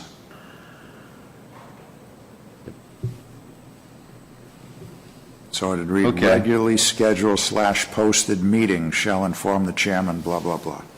I have no problem with how it says it, I just want the English to be correct. I agree. And I Meetings. asked the question, what authorizes this? What RSA or whatever does this We point do to? because we're doing it. Yeah, this is just, Well, how come we appointed an alternate? You can go back to the minutes and say, because so-and-so didn't No. show up? no, It's whoever stands up. If there's less than 7, you get to alternate. it's just, There is no somebody's got one the platoon. flu, somebody's got the flu, or they're having a baby, or That's fine, they're I'm just saying there ought out to of town, you I- just let the other members be, I'm know. not disagreeing, but I'm saying Yeah. there should be a chain of custody. Well, I don't know, I just think, I don't think just we send need to an be email. quite that much. You just do it as a courtesy. If I'm not going to be here, I think, do you guys want to know if I'm not going to be here? Because somebody's got to take the We're going minutes. to cancel the meeting. We cancel a meeting. Yeah, well, that's fine, too. All right. Just saying, you go, you Okay, just moving let right people know along. what's going on. Section 11, we got to get this done. An appointed member whose 3-year term has expired shall continue to serve with voting rights until reappointed or replaced by the selectmen. And Is- that candidate shall take the office.